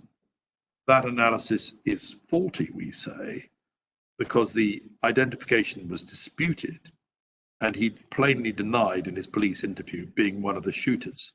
An identification parade must be held in every case where it would serve a useful purpose. And we say it would have served a useful purpose here. And so, well, that's our first submission, that the judge failed to exercise his discretion to exclude, wrongly failed to exercise his discretion to exclude the doc identification from the transcript on the basis that no good reason was given for not holding an identification parade, and therefore the doc identification was wrong on the basis of the principle set down quite clearly in Neely, which we've quoted at 5.6. But the next point we respectfully make is that the judge's directions on Scott's identification evidence were defective. What the judge should have done was to direct the jury that holding an identification parade is a normal procedure and a doc identification was undesirable, that the jury should approach the doc identification with great care, and that there's a significant disadvantage to a defendant from not having it tested. I just showed the court what he actually said. What the judge actually said was that the witness was deprived of an opportunity of identifying him, not that the defendant was deprived of an essential safeguard in his directions to the jury. And we say that that was a fundamental misdirection. We say it's true that the judge at 6.4 did lack the safeguards of parades and increased the risk. He didn't underscore their importance. He merely said that Scott was not given an opportunity to attend a parade to see whether he could identify the men who he said shot. And I've given you the reference at page 572. So that's, as it were, almost an anti-warning, because he's suggesting the very opposite of what he should have been. The witness for the prosecution was deprived of an opportunity, rather than the defence was deprived of an essential safeguard. And so we say that was a misdirection. So those are the first 2 points that we make, that the evidence should have been excluded altogether, or at least the doc identification part of it should have been edited out. And it was stressed that you've got to, even when you put in a transcript, you've got to edit out the bits that are unfair. And we've dealt with my learned friend's point. And then secondly, that the directions on this transcript were wholly inadequate. My lords, my learned friend makes various points about, well, Mr. Ducil didn't ask for an editing, and we've dealt with those in our reply. Can I just give you the reference in our reply to at 4.6, page 5493. He didn't, Mr. Ducil was objecting to the whole of the thing on the basis it included a doc identification. So clearly his submissions as to the whole included a submission as to the part. And so we make the point he objected to the entirety of both the deposition and the transcript on the basis that they were in effect doc identifications. And he clearly made that point. And he repeated the point again in relation to the editing of the first trial transcript. And we've given you the references. My lords, those references are all set out at 4.6 at page 5493 of our reply. So we say that that is a non-point. Now then, there's the next point is the new evidence. And my lords, I can deal with that, I hope, relatively briefly. Scott, we deal with it at part 7, page 3742. Scott expressly stated in his evidence at the PI that he was a police officer at the time of the offence. You can see that at volume 1, page 28. So he says there, yes, he's asked, what are you doing now? He says, now I am employed at Paradise Security Services. Where were you employed on the 29th of March? I was employed at the Royal Bahamas Police Force, presently attached to the CID division. So that's at the PI. And then at the trial, the first trial, the one which the transcript relates to, he affirmed he'd been a police officer at the time of the shooting on 2 occasions. He's asked, you were a police officer at the time, and he says yes, and that he left shortly after that, the incident. My lords, unless you want, I won't go to those detailed things, but he said at the PI and then he said it twice at the trial. No, but we say, I don't think that's a... Thank you, madam. So, in fact, the first appellant later received information that Scott had been dismissed from the police force in February 1999. And by March 1999, he was working for a private company. That's what, and that is asserted by the first appellant in his affidavit. Now, a central feature, we say, of Scott's credibility, a central feature of the case was his credibility. Had the jury been aware that he was not a police officer at the time of the offence, as he said it was, we say it would have cast his evidence in a different light. Now, my lords, I have to accept that the evidence is not entirely conclusive or satisfactory, but I say that there is sufficient evidence to cast doubt on the fact that he was a police officer at the relevant time, that's to say at the end of March 1999. And the evidence has been gleaned by the appellant himself after being given this indication, firstly by going to the National Insurance Board records, which you have at volume 9, page 3546 onwards. And they, I think if I can just summarize from Stephen Stubbs's statement, which is at 3544, he says that he was told that he had left the police force. And then after his conviction, that's to say his conviction in 2013, asked another lawyer named Gina Morley to check this matter. She has subsequently died. And she checked the National Insurance Board records. And the National Insurance Board records are then exhibited. And what they appear to show is that in March 1999, he was not working for the Bahamas government, but for the Island Hotel Company. And the board can see the change.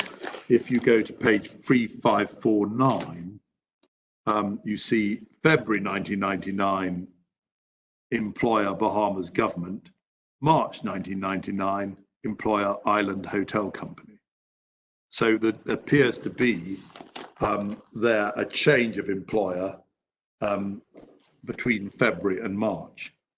And he says that Mr. Stubbs, that he became aware that Scott may not have been a police officer at the time of the shooting, and then he got the National Insurance Board records obtained by his new lawyer, and then I think checked again at a later stage.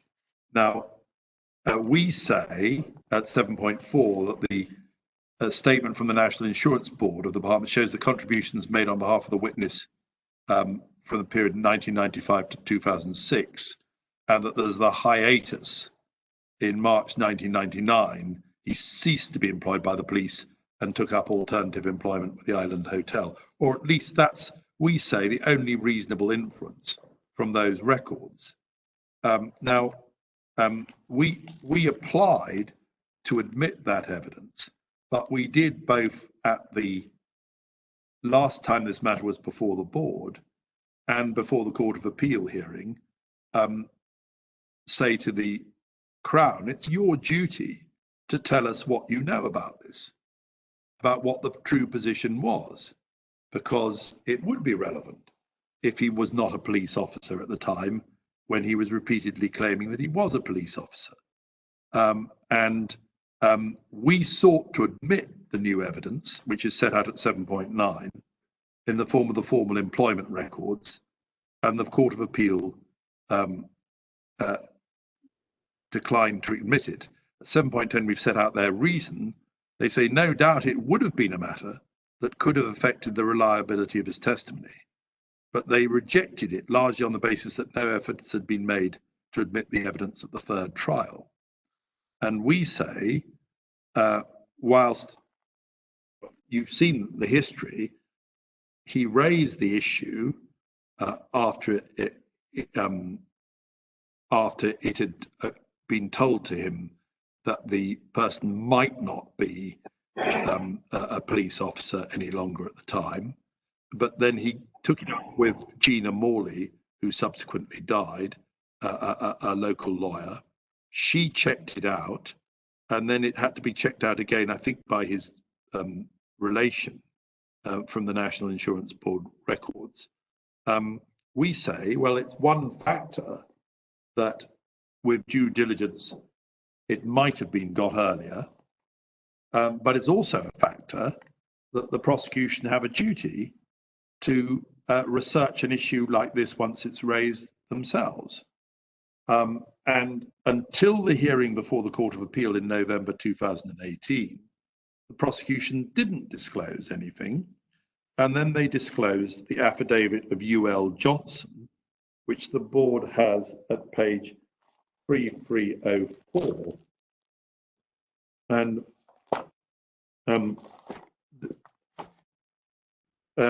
so that's in volume 9 at page 3304.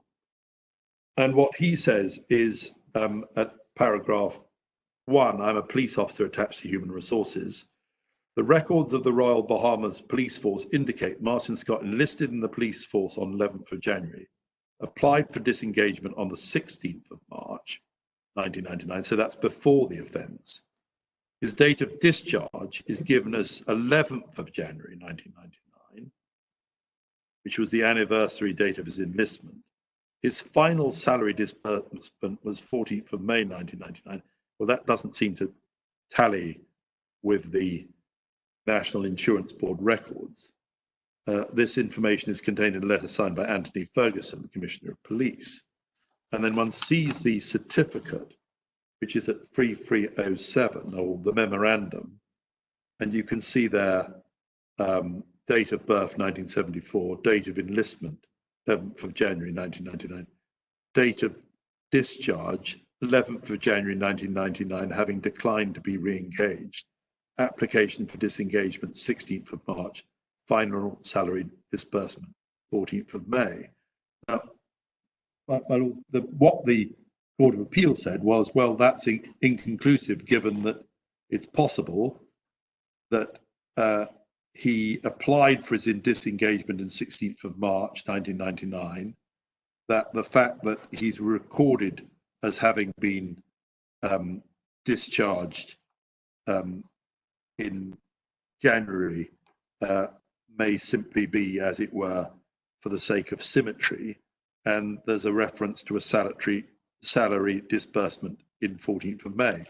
All we respectfully submit is that this evidence, taken as a whole, casts doubt on his claim.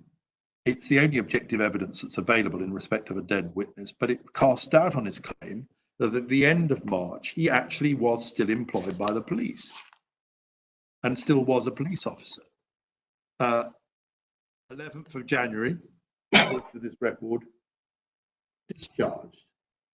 Application for disengagement 16th of March. And then, although there's the final salary disbursement 14th of May, we do have the fact that his insurance board records suggest that he's being paid by a private employer, the Island Company, not the police, during the whole of March 1999. We say this is all very suspicious and casts doubt on the reliability of his claim that he was a police officer at the relevant time. Then the question is, how should the Court of Appeal have approached this? The Court of Appeal basically said it might well have helped, but you should have done it earlier. But we say the overriding interests of justice test, it's not like a civil case where you say, well, with reasonable expedition, your lawyers could have found this out sooner, and therefore it's your own funeral if they don't, and you can't admit it. That's not the test. And the test in a criminal case is and has been for many, many decades that even if it's suggested that there's been a failure to track down something earlier, that is not the end of it. The question is, does the evidence cast doubt on the safeness of the conviction? My lords, that's very briefly encapsulated in the Benedetto case, which is at volume 1, tab 16. My lords, we rely on just on the whole of the judgment of Lord Hope. But if I can just take you to the key bit, and the language of the section in Bahamas is the same, as it were, discretionary power to admit evidence in a criminal appeal in section 27 of the Criminal Appeal Act. And they refer to the West Indies Associated States Supreme Court Act at page 4179, and they make the point that there's both a mandatory duty met and then a discretionary power to admit it, which is of a wider nature, and it's in similar language in Bahamas, and that's at para 62. So that's found in section 41. For the purposes of an appeal in any criminal cause or matter, the Court of Appeal may, if they think it necessary or expedient in the interests of justice, exercise all or any of the powers conferred by section 32 on the Court of Appeal. And then at 63, thus under these provisions, the court has a discretionary power to receive fresh evidence, to be exercised when the court thinks it necessary or expedient to do so in the interests of justice. And they draw the comparison with the English provisions, where we also have both a mandatory duty to admit and a discretionary power to admit in the interests of justice.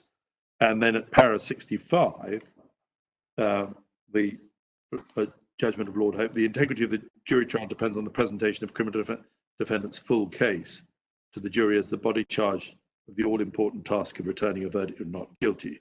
Those representing a defendant should take all reasonable and practical steps to gather and present the evidence. It is never legitimate to neglect to take reasonable and practical steps in the expectation or calculation that can be adduced on appeal if need be. But secondly, the discretionary power to receive fresh evidence represents a potentially very significant safeguard against the possibility of injustice. The court's discretionary power is one to be exercised if, after investigation of all the circumstances, the court thinks it necessary or expedient in the interests of justice. While it is always a relevant consideration that evidence which it is sought to reduce on appeal could have been called at trial, and I suppose the suggestion is it could have been called at the third trial if the indication had been followed up that he was no longer employed at the time. The court may nonetheless conclude that it ought in the interest of justice to receive and take account of such evidence. The defendant should be punished for the crimes he has committed, not for the failure of his representatives to conduct his defence as they ought. So if there's criticism, well, it should have been followed up, and that what was eventually done should have been done sooner. We say, one, the prosecution had a duty to disclose if he wasn't or may not have been a police officer at the time, as they finally have disclosed. But two, in any event, if the board concludes, as we invite it to conclude, that this evidence does cast doubt on his claim to be a police officer at the time, then it's in the interests of justice to admit it. And my lords, really that's the key passage. I draw attention also to paragraph 67. Cases arise in which evidence which sought to reduce is a document which there is no reason to question, or is a statement which appears to be only capable of being believed but to be correct and incontrovertible. Well, definitely the National Insurance Board records and the memorandum are documents which there's no reason to doubt the veracity of. The question is the interpretation to be put on them, I accept. But they do, in our respectful submission, cast doubt on the truthfulness of the claim that he was a police officer at the time. I accept I can't put it higher. I can't say they definitely demonstrate that he wasn't, but they certainly cast serious doubt on that. And we say this evidence should have been admitted by the Court of Appeal. And once admitted, as they said, no doubt it could cast doubt on his evidence. So that's one further nail, as it were, in the Marcy and Scott evidence. My lord, those are the submissions we make in relation to that point. And my lord, that leaves the Higgs case, sorry, the Higgs evidence. Shall I move on, my lord, to the Higgs evidence then? Yes, please do. Please do. So my lord, we deal with Higgs at page 3745. And again, my lord, though we have put in detailed submissions on the issues of constitutionality, I am simply going to concentrate on the point that given that there was a discretion under section 120 subsection 2 for the judge to cause admission in the interests of justice. It was a wrong exercise of that discretion for the judge not to say, either you call Higgs or I won't admit his evidence. That's what we say. So if I can treat the more profound submissions about the essential nature of the right to cross-examine as background to our basic proposition. And our basic proposition is this. Here you had a witness who the judge found could have been called by way of video link. He found that not all reasonable steps had been taken to secure his availability. He was a crucial witness, and the judge summed him up as a crucial witness. And indeed, he was relied on by the prosecution as, well, this shows that the casings of the gun, which was linked to Mr. Stubbs, they matched the gun and they were found, those casings, at the scene of the murder. I mean, as it were, by the dead body. And so that was said, well, that's powerful and conclusive evidence that he's linked to it. Higgs, Mr. Ducil was saying, I want to question him. And contrary to what the prosecution said, he'd said exactly the same at the earlier trial. He'd said in the second trial, I want to question him. He referred in particular there to issues of continuity that he wanted to question him about. And the judge overruled him at the second trial. But at the third trial, our trial, Mr. Ducil said, I want to test his evidence. Judge said, I want some more details. And Mr. Ducil said, I'm entitled to test his evidence, which we say he's perfectly entitled to say.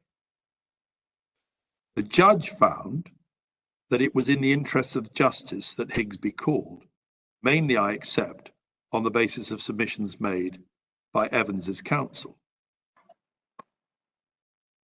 Having found, and this was on the 5th of July, that it was in the interests of justice that Higgs be called, then on the 15th of July, evidence was called by the prosecution as to the attempts they'd made to contact him. They called someone from the US Embassy, and they called someone from the civil service in Bahamas. But neither of them had even raised the question of giving evidence by video with him. And all in all, the judge concluded that not all reasonable and practical steps had been taken to secure his attendance. So he'd made a finding, firstly, that it was in the interest of justice that he be called on the 5th of July. Secondly, after hearing evidence on the 15th of July, he made a finding on the 16th of July, not all reasonable steps have been taken to secure his attendance. And then we say, completely irrationally and unfairly, the judge then said, but his evidence is going to go in because it's important evidence. Note, important evidence, not, as my learned friend Mr. Knox suggests, unimportant evidence, which didn't do any damage, but it was admitted because it was important evidence. Now, the Court of Appeal, we say rightly, observed that this was a bizarre, as it were, train of thought. But nonetheless, said, well, it didn't make any difference in this appellant's case because all he wanted to do was test the evidence and he didn't identify a better reason than that. We say, as a matter of fundamental principle, you do not have to identify any further reason. You are entitled to say, this is an important prosecution witness, and I want to test whether his conclusions that the gun allegedly linked to me matched the markings on the bullets is a correct one. Prosecution say, well, the defense should have done it themselves. Well, the answer to that is, why didn't the prosecution do it themselves? If it was so easy just to get someone else to fire the bullets, fire sort of, as it were, control bullets out of a gun, why didn't they get someone to fire control bullets out of a gun and dispense with the need for Higgs altogether? So we say the whole reasoning is back to front. The first principle is that if a judge concludes that a witness is an important witness and that an opportunity should be granted to cross-examine him, then the witness should be called, particularly where the judge finds that not all reasonable steps have been taken. But we say that the Court of Appeal's reasoning, well, didn't make any difference to Mr. Stubbs, fails to give central importance to the right of a defendant to cross-examine. My Lord, that's in summary our point. Your Lordships will see at 8.2 that we've summarised the Higgs report. So this was the .45 Lama pistol, which Ryan and Duncombe claimed that they had seen the first appellant place under the car. Higgs, subject to whether continuity was established, says laboratory comparisons was conducted, and it is the finding of this examiner that casing M was discharged by submitted .45 Lama pistol serial number erased. Higgs's report of a match between the gun and the casing was highly damaging evidence against the first appellant, and the appellant wished to testify Higgs's findings by cross-examining him, but Higgs was never called to give oral evidence, and the defence was denied the opportunity of cross-examining him about the conclusions in his report. My Lords, can I just draw attention to the fact that the background to this, in which there was objection taken to the prosecution's attempt not to call him much earlier in the trial, is set out in detail in Mr. Evans's respondent's case, and I do ask the board to refer to that. But the fact is that it was clear from an early stage in this trial that both Mr. Ducille and Ms. Farquharson were objecting to Higgs being read and were saying if he's on the back of the indictment, he ought to be called. So this is not, as it were, a point that arises suddenly in the middle of the trial. And that whole history is set out in considerable detail in the case of Mr. Evans, which I pray in aid on this point. Then you see that the prosecution sought the admission of the findings in Higgs's report pursuant to section 20. The board we've set out section 120, and again, my Lord, unless you wish me to, I won't take you to the actual text. It's set out here that a government employed analyst's report shall be receivable in any proceedings in any court as evidence of any matter or thing contained therein relating to the survey or examination as the case may be. But it's subject to section 120 subsection 2, which permits the judge of his own motion or upon application to require the analyst to give oral evidence if it appears desirable in the interests of justice. And then at section 120 subsection 6, which was what was relied on, any document purporting to be a report of an analysis, etc., in any proceedings, shall be admissible, shall be receivable in any proceedings as prima facie evidence. Now, where was the history? So at 8.8, this is on the 5th of July, there was objection taken, but that's against the background that objection had already been taken right from the start of the trial to the admission of the evidence. And my lords, they informed the judge, both Mr. Duseal and Ms. Farquharson, that they wished to cross-examine Higgs so they could test his evidence. Can I just give you the various references? Mr. Duseal says at pages 1876 to 1877 that he wants to question Mr. Higgs. The judge says you haven't got any special reason. And then page 1894, Mr. Duseal says that he wants to cross-examine him, but doesn't want to go into the details at page 1895. And then the judge says you need to be more wholesome at page 1897, i.e. you need to tell me exactly what you're going to ask him. And that debate continues. The judge effectively seems to be saying that there needed to be some special reason given as to why that expert should give oral evidence. And my lords, for the whole history, you can see it at the Evans case at 6.23. Nonetheless, the judge, on the basis of the submissions mainly made by counsel for the third appellant, ruled, I believe it's in the interest of justice to call the analyst himself.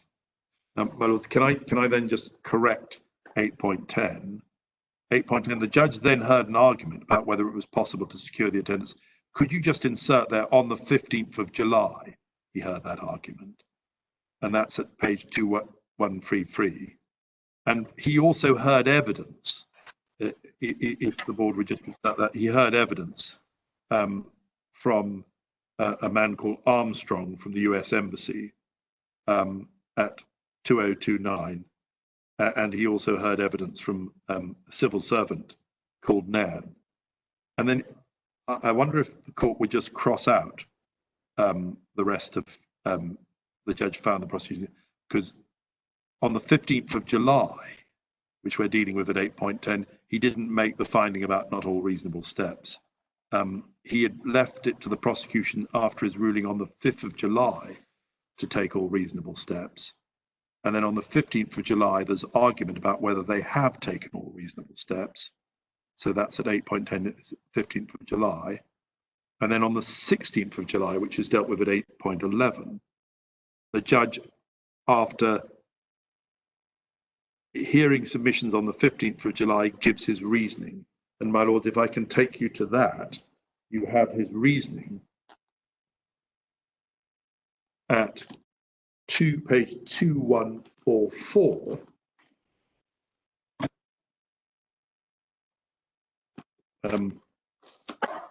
That's volume 6214.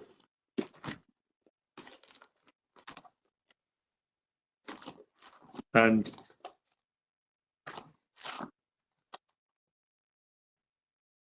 yes, so he starts at 2143 on the 5th of July. Ms. Farquharson submitted before me she required the presence of forensic examiner Terence Higgins.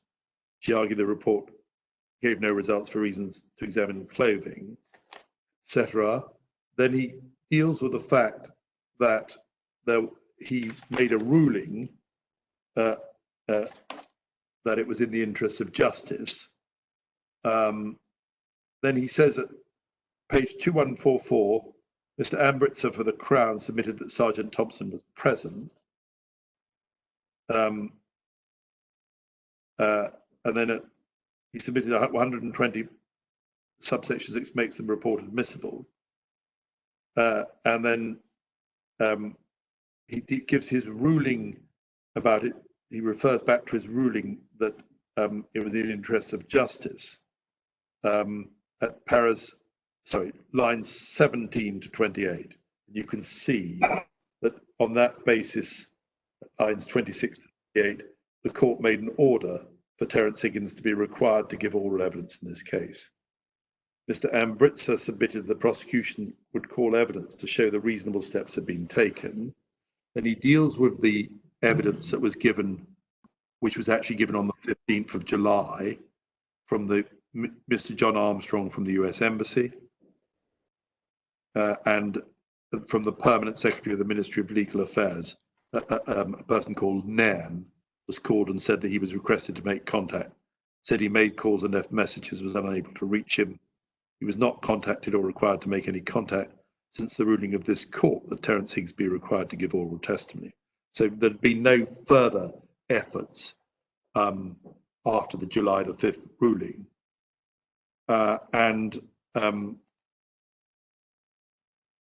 Then he refers to Kavanagh and Shaw that the prosecution must take all reasonable steps to secure the attendance of the witness who are not subject to a conditional witness order. It's possible that despite these steps, the court may in its discretion permit the trial to proceed, provided no injustice is done. Then he refers to the fact that there's provision for live television link evidence to be given.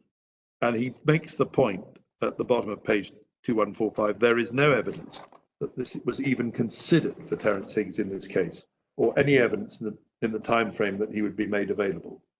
And then at 2146, without characterizing the behavior of the prosecution, no efforts were made to contact the witness despite my order requiring his attendance under section 122.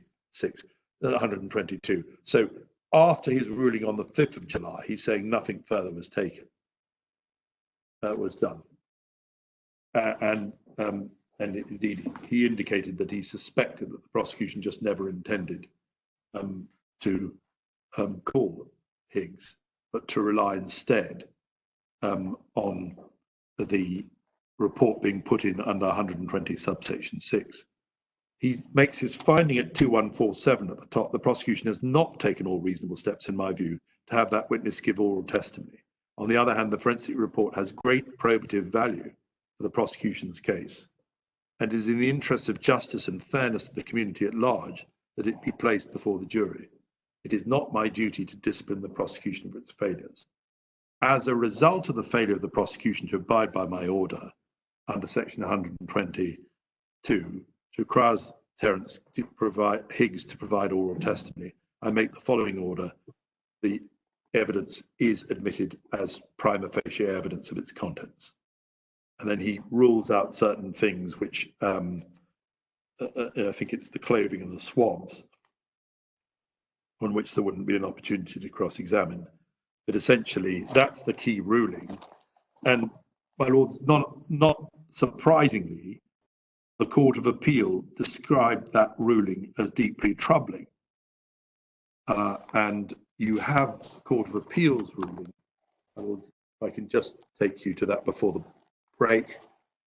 You have the Court of Appeal's ruling on this issue at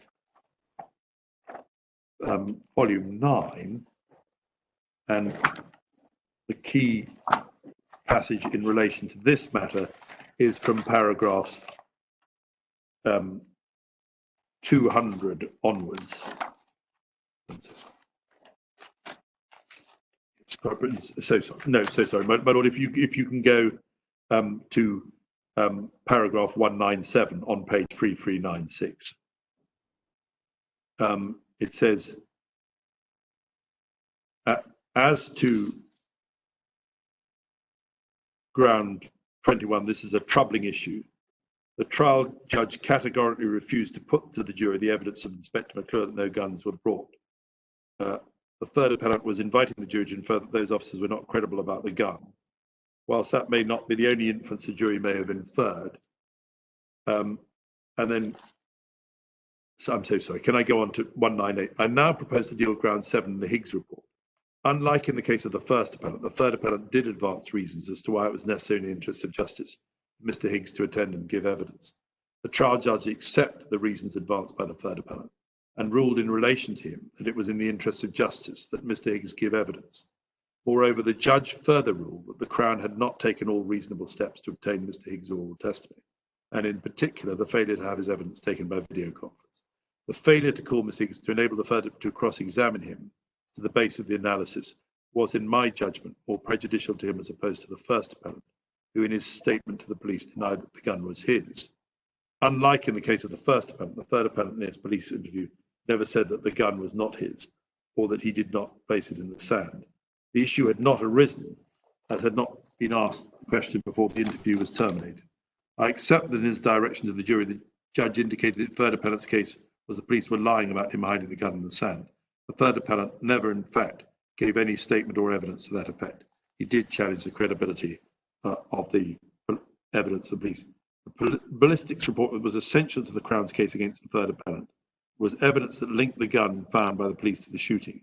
The purpose of cross-examination is not simply to advance the case of an accused, it's also for the purpose of impeaching the credibility or accuracy of the witness.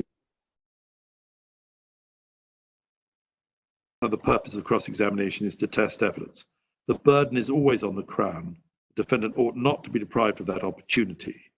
This was not a circumstance of a vulnerable child witness or where public interest required the witness be protected, nor is this a circumstance where the analyst was dead.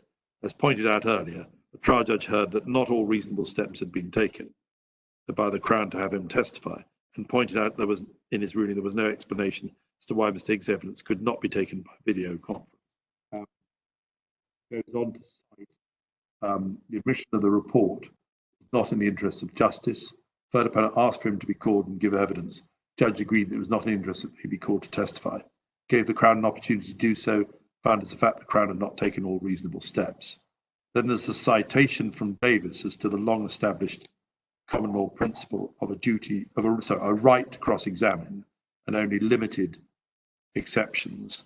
The citation from the case of Kelly, the Supreme Court of Ireland said, while there may be derogations for overriding reasons of public interest from normal procedural rights, these must not go beyond what is strictly necessary. And then in the absence of ballistic report, we're not satisfied the identification evidence was such that a jury properly instructed could convict the third appellant. So that's the finding on the third appellant. And we say that the principles of the right to cross-examine apply equally to Mr. Stubbs. The principle that there should only be very limited exceptions where necessity is demonstrated apply equally to him. And he likewise was deprived of his constitutional right to a fair trial by being deprived of the opportunity to cross-examine. And, my lords, that's the essential basis on which we submit that the judge was wrong. I will take the board to what was specifically said about this appellant's right to cross-examine at paragraphs 169 to 172. And I submit that the court. Will you do that? Let's do that after lunch, shall Yes, we? Let's yes, do that after the adjournment. Yes, my lord, yes. Thank you, ma'am. Yeah, 2 o'clock. Yes. Thank you, ma'am.